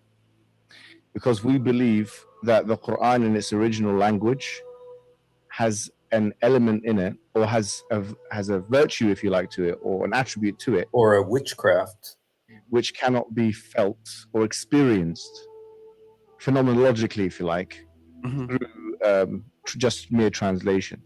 Okay. Anyway, they got the music playing in the background there too, and they play the music in every single video of Islam. They got their ooh, and you know, they do it, and it's like it's a kind of a witchcraft. You know, I see. But what do you think about Muhammad Hijab doing that with you know, singing the Quran to him like this? A guy who doesn't even understand what he's saying. As Muhammad Hijab said, Muslims believe that the reciting the Quran, when it's sang this way, because it is singing, they're using music, the tartil, what they call tartil, the recitation. Yeah. It is music, and you play music. They call these maqamat, musical not notes. It's like scales. Yeah. Musical scales. In Arab, in Middle Eastern music, they have like 7 scales, 7 or 8 scales, I think. It's music, and notice the background has music. The Quran is used with music, like it's recited with music and musical scales, even though music is not allowed in Islam, right? Yes. And they use the Quran. They say it has this power that will bring energy, whether bad energy or good energy. So this guy, whoever is interviewing him, what's his name? Peterson? Jordan Peterson. Yeah. Yeah. So this guy, even though he does not understand the language, he never probably read the Quran. He never heard it sang this way. It can affect him, or Muhammad Hijab is hoping, or was hoping, that this can affect him either negative or positive. So if he says, "Oh, I liked it," then Muhammad Hijab will use it, saying, "Oh, see, it worked positively on you." If Peterson says, "I heard it, I did not like it," Muhammad Hijab would say, "That's because you have demons in you." And that's affecting the demons, and the demons are trying to leave you. Let me read it more.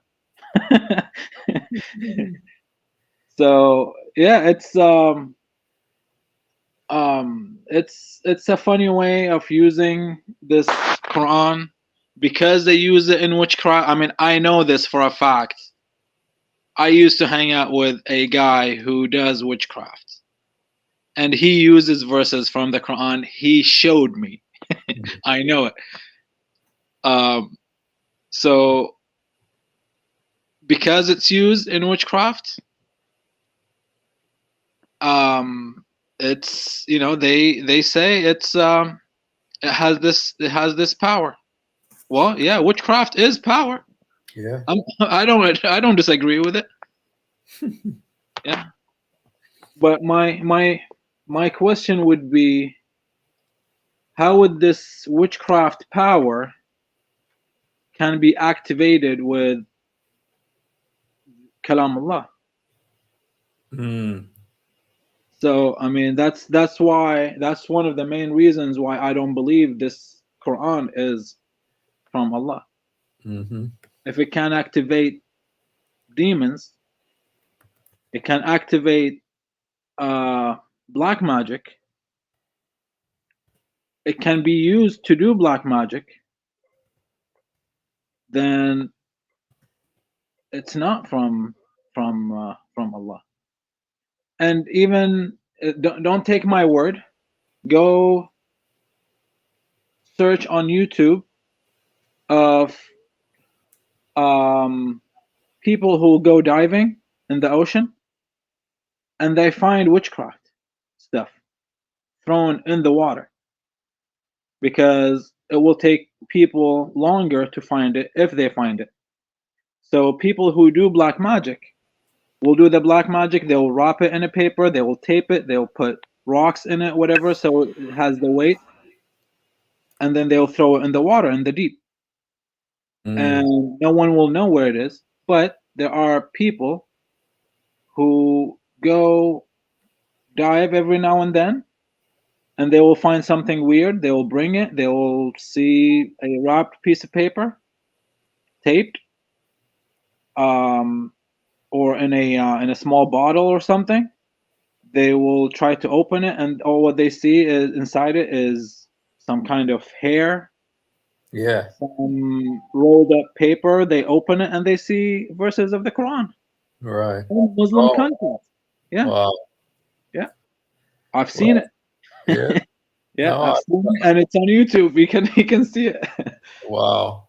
You know, that's a whole area there with the witchcraft in Islam and stuff, you know, and the, you know, they say, you know, I know there's people, I know Muslims are very scared. The Quran does not break magic curses. No, it doesn't. No, it doesn't make demons run. Ilyas, read the Quran. If you read the Quran, you'd know that the Quran does not make demons run. It makes the demons into Muslims. Read Surah 72, Surah Al-Jinn. It says that the demons are saying, we listen to the glorious Quran. And there are among us and those who believed, and some became Muslims. Talking about the demons. The demons don't leave when you play Quran. They love it. They love to listen to the glorious Quran. According to Surah 72, Surah Al-Jinn, Isma'ana, you know, you've heard about that, right? Yes. Yeah, a whole surah is about, yeah. Yeah. And that's the thing. The Quran is quoting what the jinn are saying. Yes. And they're saying that they're Muslims. They say they became Muslims from listening to the Quran. It says that they love it listening to the glorious Quran. So it doesn't make the jinn go away. It makes them into Muslims. That's what the Quran says. See, the Bible, it says that, you know, Jesus will cast out demons from people, right? Out of people. And it's always it says Jesus will say leave one time and it's gone. Yep. And some of them actually beg, yes, you know, don't hurt us, don't, you know, torment us before yes, the time. they beg. Yes. But again, it's always Jesus and those who were gifted after. They were always saying it once, and it happens. Just you say the name in the name of Jesus, and it happens right away. Yes. Now, responding to Ilyas earlier, and when he said something about demons and the Quran. Again, Ilyas, I was a Muslim. I grew up around the Quran. I grew up around people who do witchcraft. And even in my family, in my own family, I had someone who's affected, whether you believe it or not, I had someone who's affected by witchcraft. My own father learned how to use the Quran. That's at least what he thinks.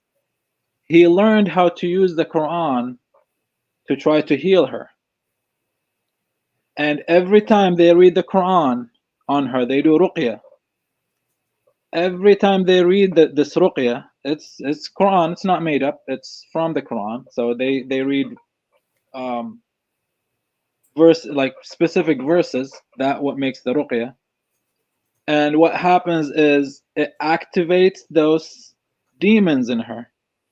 And I hear this girl, who's, my family, I hear her talk in different voices. But guess what? They never leave. They never leave. They never leave, and they're still there. So yes, I mean, it is witchcraft, but it activates them. That's why I keep saying it activates those jinn, or whatever you want to call them, demons. And this poor girl never felt good, because every time Quran or Ruqya was read, those demons were just getting stronger and stronger on her. Yeah. And they were torturing her. Yeah. Many times I told them to stop, even though I was Muslim at the time. Just stop. She's better off. Don't read Ruqya on her. And I'm serious. We were like 4 grown men trying to hold a 5-foot girl. She was laying down. Me, my brother, and her 2 brothers, trying to hold her down, and two of us went flying like she went flying at least 6-7 feet. I mean, she cannot. She's so skinny, so small, but the power that she had was crazy. Like 2 of them went flying across the room. And me and the other guy just let her go because we were scared. My dad kept reading the Ruqya, and they just kept torturing her. She just keeps stronger. It gets stronger and stronger. So it is witchcraft. Yeah, it's satanic possession too. That's terrifying, man. And I know Muslims are so scared of the jinn. They're so scared of the jinn. I know, because in our village, there was so much. They put the hijab, with Quran verses that they wrap up, and they put it on a kid, to protect them from demons or from their ain, from the eye, evil eye. And but they're so scared, and yet they're so powerless to do anything about it. But you guys, and in Mecca, they go and throw rocks at the devil, like that's going to do something to him, But the only thing that gets rid of devils is the name of Jesus. Every time Jesus came around, the demons yelled, "Son of God, what have you come to torment us? We know who you are. Don't torment us." Every single time. And he drove them out every single time. Only Jesus gets rid of demons. And so I'm just saying that in case there's some Muslims watching, because they know what we're talking about. They've experienced it. And the power against Satan is the name of Jesus. There's no other name. So, yeah, that was a very important thing. The only reason why I said this long story and personal story is because I'm pretty sure Elias, because he said something about it, he commented on it. Elias would not say anything about the Quran and used for healing or whatever he used, whatever the comment was. He wouldn't say anything like that unless he saw it. Yeah. Which he thought it was healing. It's not healing, man. Yeah. It's definitely not healing. There's videos. They make videos, the Muslims trying to drive out demons with the Quran and everything.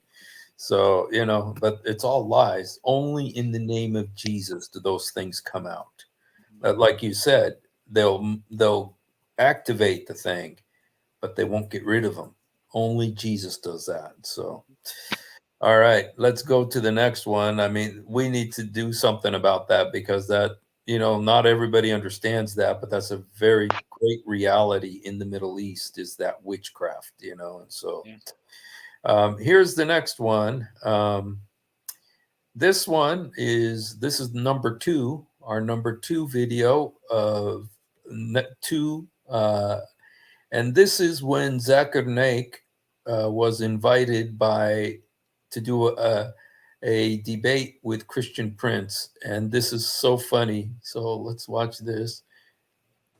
Please invite your friends and let us have some good, exciting time. Actually, I just started and I see that Dr. Zakir Naik is. Do you dare? We do not need to play the video what he's saying, you know. We are here. Okay, what happened is that Christian Prince, because Zakir Naik, you know, will not debate Christian Prince. And so Christian Prince went on his channel and he showed it, how he kept saying Christian Prince wants to debate you. And you can tell Zakir Naik saw it because he's watching the chat. Yeah. And how he avoided it. But let's watch this a little. It's funny. To ask this people. Actually, let's see, maybe he will say something after he see the text. People asking him. Some amount, they will not come. Many of the dais in the Western world, they ask, how much will you pay me? So only if you fulfill the requirement, they'll come, otherwise they will not come. He's saying how people are afraid they will not come. You know, they're afraid to debate him, you know. And so look at, every time you see the orange there, that's Christian Prince saying, I want to debate you. I want to debate you right now. Yeah, I watched it live. I remember that. Alhamdulillah, yet if you find the dais in the other part of the world, they don't demand. Mashallah. Mashallah, mashallah. But naturally, when the organizers, when they call and if a dai comes, it is good to give them some honorarium, no problem. But a dai should not demand. Nowadays, dai demand, I want a business class ticket, and now, unfortunately. So, guys, he got paid to do a seminar. He got paid. You have to give them business class ticket. He got paid. And he is ignoring all the chat. Just to keep them in a 5-star hotel, so the expenses goes high. All the orange is mashallah, I always travel. Mashallah. Here we go. And see my text? Whoever calls me. See my text? If Dr. it's the Zakir government who Naik, calls do you me, dare to at debate that time, me? He I did do not see it. He force will that I not see it. You want to because bet I he will don't not want see to it? He will not see it. Cross swords with the governments. Yeah. Suppose the government has called me, you know, I'm a guest Look, of the all government. those people saying to him, So debate at the that Christian time, Prince. the And youngsters, notice, I told suddenly them, don't now, worry. Whatever thing, neither any him, shortage, neither I will him. give. Hey, Abdul, I'm here. So Zakir Naik getting it right where he deserves it. So yeah, so that was our number 2 event of Dawa moment of 2023. And yeah, there is a moment where he actually saw it. And so anyway, I don't have time to go. Like drinking water and stuff. Yeah, I remember it. Yeah. But now for the number 1.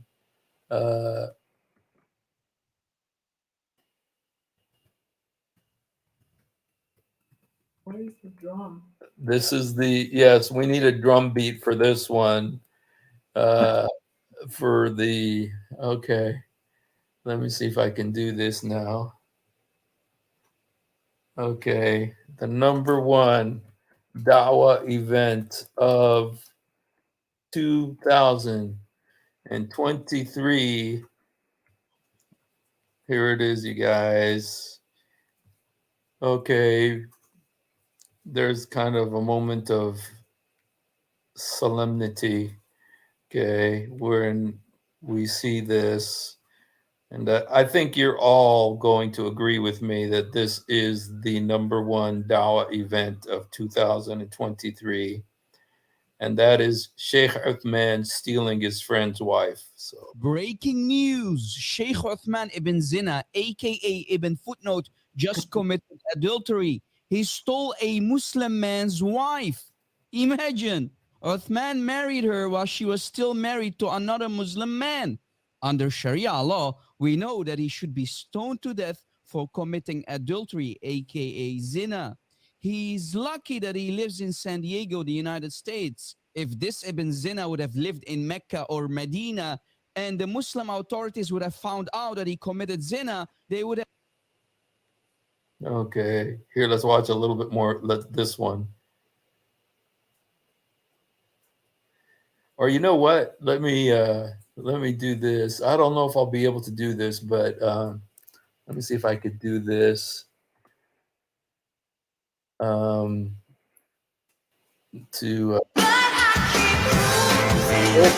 guys.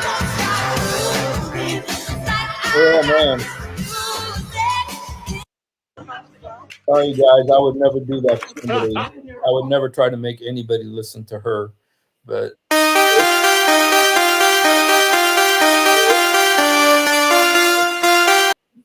I'm sorry, you guys. Sorry, this isn't working, so I'm not going to show you. But you guys got the idea. Sheikh Uthman and his marital counseling center is the #1 Dawa event of 2023. He first of all, the story begins when when his friend was Abu. I can't remember his name. Abu Adnan was out doing Dawa with him at his table in San Diego. And then this American girl passes by. Uthman convinces her to become a Muslim. She does.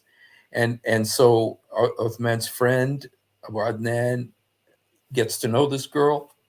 They fall in love. They get married. Uthman marries them. He's the one who marries them. And then they go back to Lebanon, and they start having marital problems. And the wife goes back to America. And Abu Adnan asks Uthman to help with his marital problems.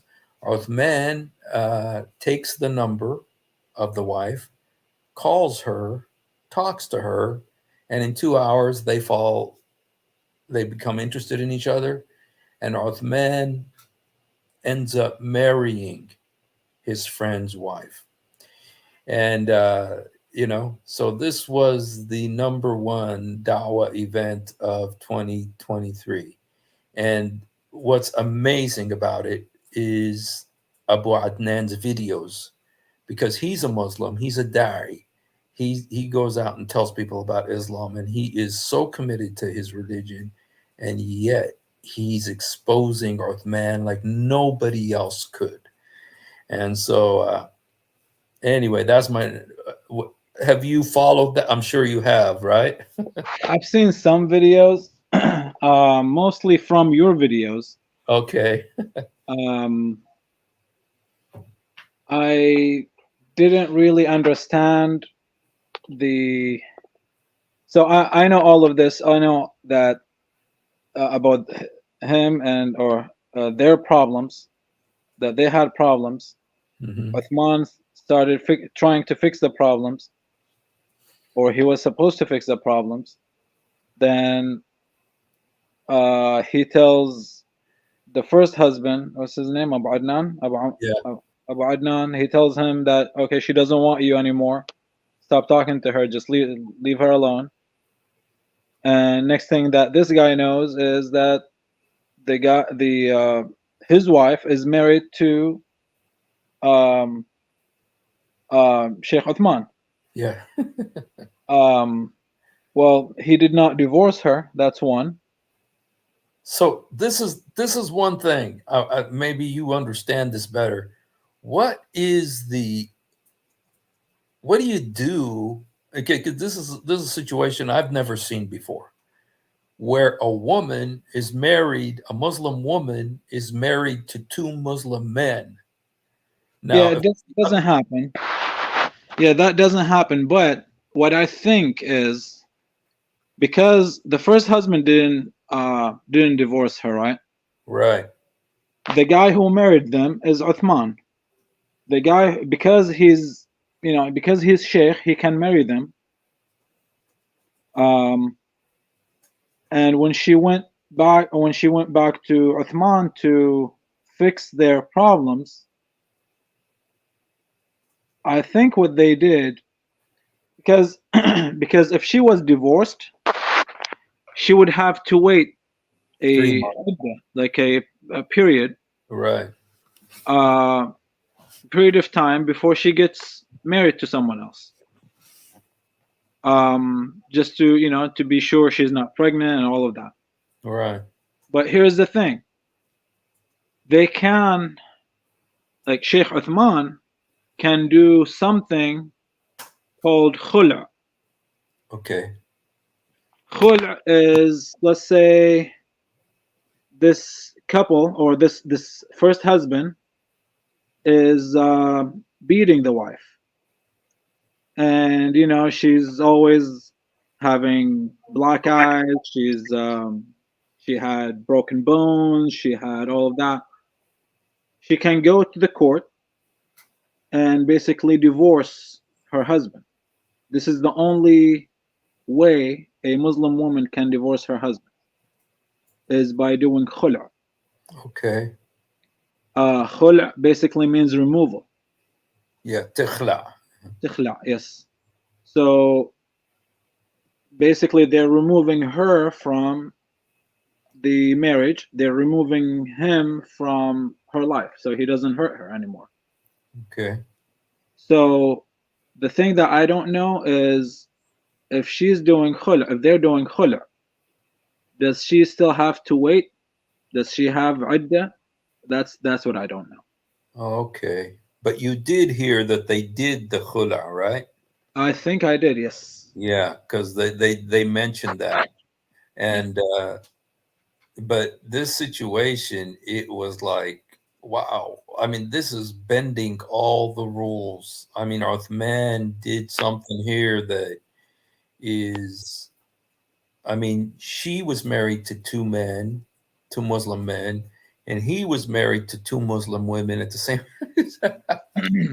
But this is the thing. This is how I look at it. If they were doing khul', or Yeah. if they did khul', and she did not have to wait the iddah, maybe I know a divorce Muslima will have iddah, but maybe khul' does not require iddah. I'm not sure about that part. I can look at it. But Okay. even if it didn't require iddah, you can tell there is something in that story, because Uthman could have always said, "Hey, she did khul'. She doesn't need you to say the divorce words." Because this is a case where the husband doesn't have to say the talaq word. Okay. Yeah, so she is divorced without the husband being there. Okay. They use those in courts back home in Muslim countries and stuff like that. So yeah, the husband doesn't have to be there. He doesn't have to say it, to say the words that he divorced her. I divorce 3 times or whatever. Yes. So Uthman actually could have said she did khul'. You don't have to divorce her. But I think divorce didn't happen, khul' didn't happen. That's why Uthman was convicted. Because you know how he is with trying to make himself look good always. Yes. So that was a chance for him to make himself look good and get rid of this bad story about him, because now the internet is full of his stories. Right. So he could have saved himself a lot of headache. Mm-hmm. But he didn't, because he was convicted. So I think not even khul' was done. I heard something about khul', but I don't think they did khul'. Mm. Well, you know what? I think she was pregnant. Wow. She was pregnant because I heard the story from on the Daughter of Christ and J Apologetics that she was that they were going to have a kid, and she did not want to raise the kid in Lebanon. Oh, yeah, I remember that. Yes. Yeah, so she wanted to come to America to raise the kid here, and to where if either the kid has already been born or, she's pregnant now. I don't know. So to where the iddah, is usually about pregnancy. I mean, until she gives birth. Yeah. If she was pregnant, until she gives birth. If she wasn't pregnant, it should be 3 months, right? 3 months. Yeah. Yeah. Yeah. So yeah, I'm worried about her. I'm worried about her. She put her foot into a trap that, it's got, the Islam is not a game. You don't play with Islam, and yeah, but again, she just became Muslim, right? Yeah. She grew up, whatever she was, Christian. She was maybe Christian by name, whatever, right? She grew up in the West. She grew up knowing that she is free. She could leave Islam anytime if she wanted to, here in the U.S. Right. Yeah, technically she could leave. Something happens, she sues them.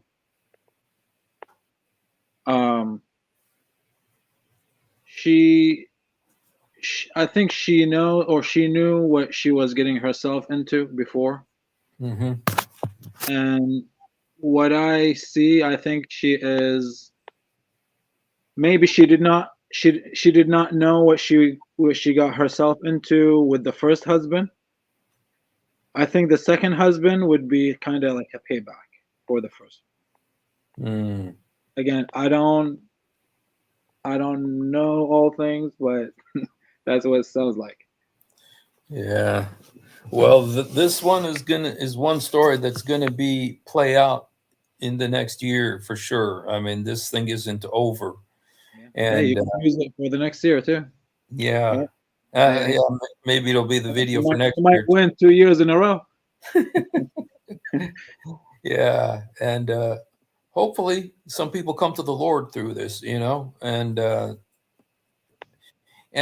what's so interesting, and maybe I'll end this on this point, because we started actually talking about with Muhammad hijab and all of them talking about how it's permissible for men to have a secret wife, that his first wife doesn't know about it, and there's ways that he could keep it secret according to all the madhahib, all the schools, and then you got the situation right now with Uthman and this guy's wife, that there are these crazy laws in Islam that you can find a way to weasel your way, to get away with pretty much anything you want if you're a man.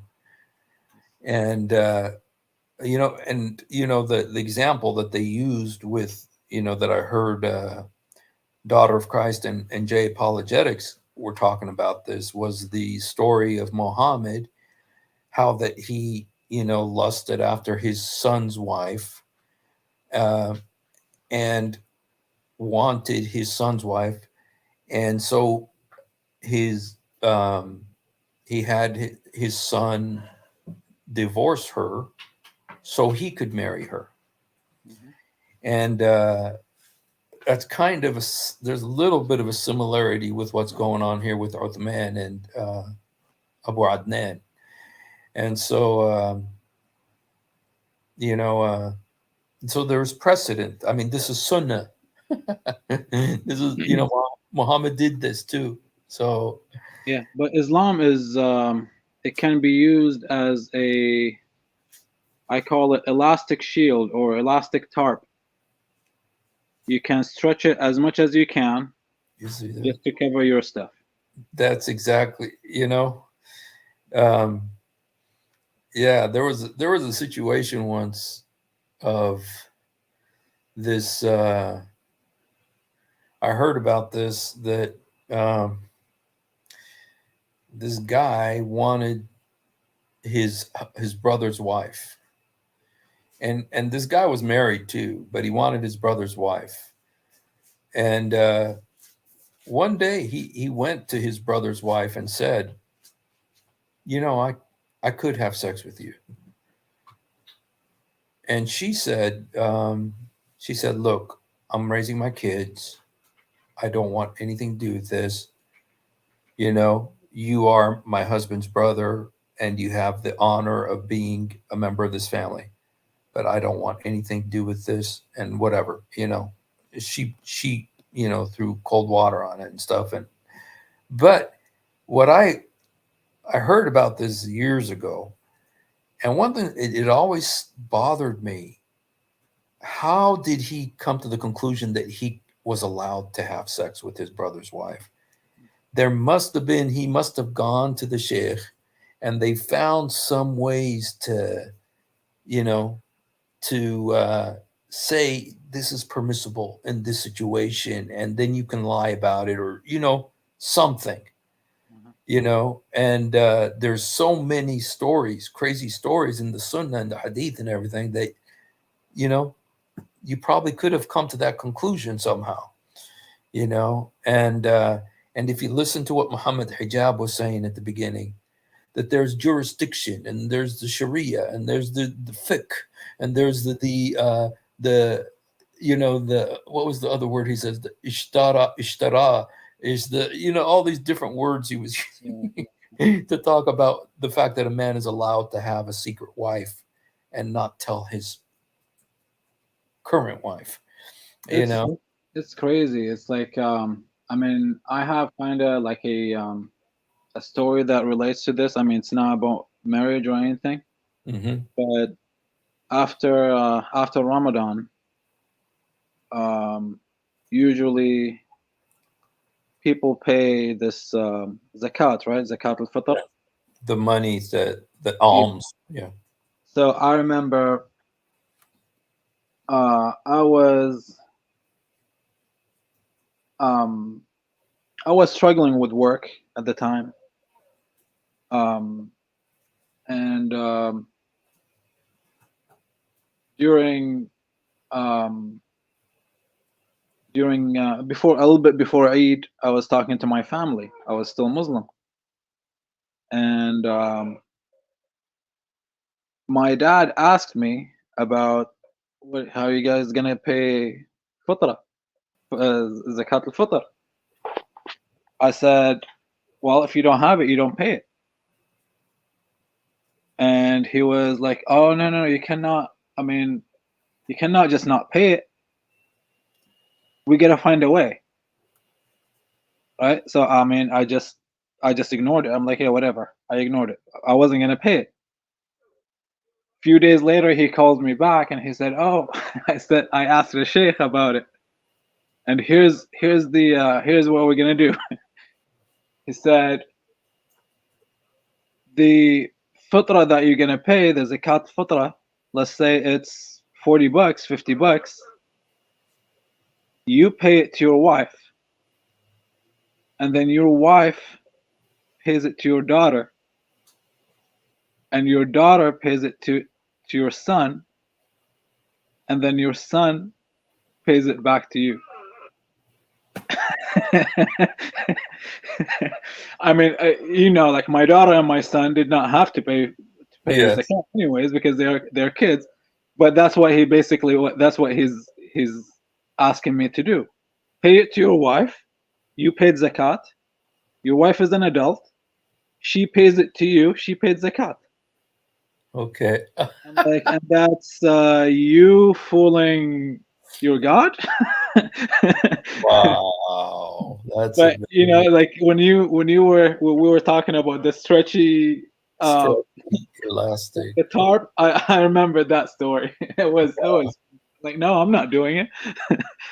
Well, you know what? That's exactly what I'm saying here, is that there's a way to weasel and to make everything that Muhammad Hijab said, having a secret wife and not telling your first wife. And there's a way in the madahib, in the schools, to do this. And so that's and it's funny because it was relevant in the first video I showed tonight, and it was relevant in the last one too. And all the more reasons why no woman should be a Muslim. No woman should be a Muslim. Islam is a religion for men. If you're a man, sure, you get all these privileges, and then when you die, you get 72 virgins, and but the women don't get nothing. They don't get nothing here on earth and nothing up there. And so women, leave Islam. Leave Islam. If you're a woman, leave Islam. There's nothing here for you. But Jesus is the Son of God who loves you and died for you.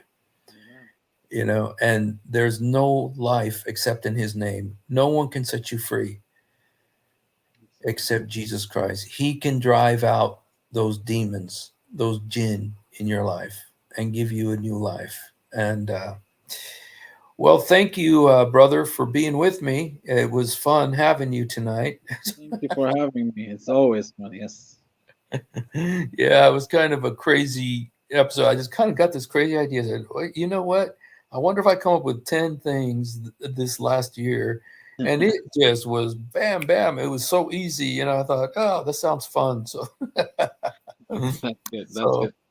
Yeah. So, all right. Well, God bless you, brother. Thank you. Is there anything else you would like to say to anyone, to everybody? I just hope, I don't know if I'm going to be around until the new year. I just hope I pray that everyone has a awesome end of this year and a great new year. Stay blessed and read for yourself. Try to have a new beginning with this new year for something that's very, very important. Read more about Jesus so you learn about him. And God bless everyone. Thank you. Thank you, brother. Thank you so much for being. And if I don't hear from you, you have a happy new year. And God bless you and your family. And and for everyone else, the same. See, tomorrow is the 29th. So we still have a few days of this, before the end of the year. So, I think I probably will be here tomorrow. And I'm not promising the Golden Pretzel Award show tomorrow, but there may be something interesting tomorrow. So, all right. Well, if you haven't done it, please do it now. Jesus, help me. Jesus, forgive me. Jesus, come into my heart. Jesus, help me. Jesus, forgive me. Jesus, come into my heart. Yesur sa'idni. Yesur samahni. Yesur udkhul qalbi. He loves you and we love you, and you have a wonderful night. God bless you guys.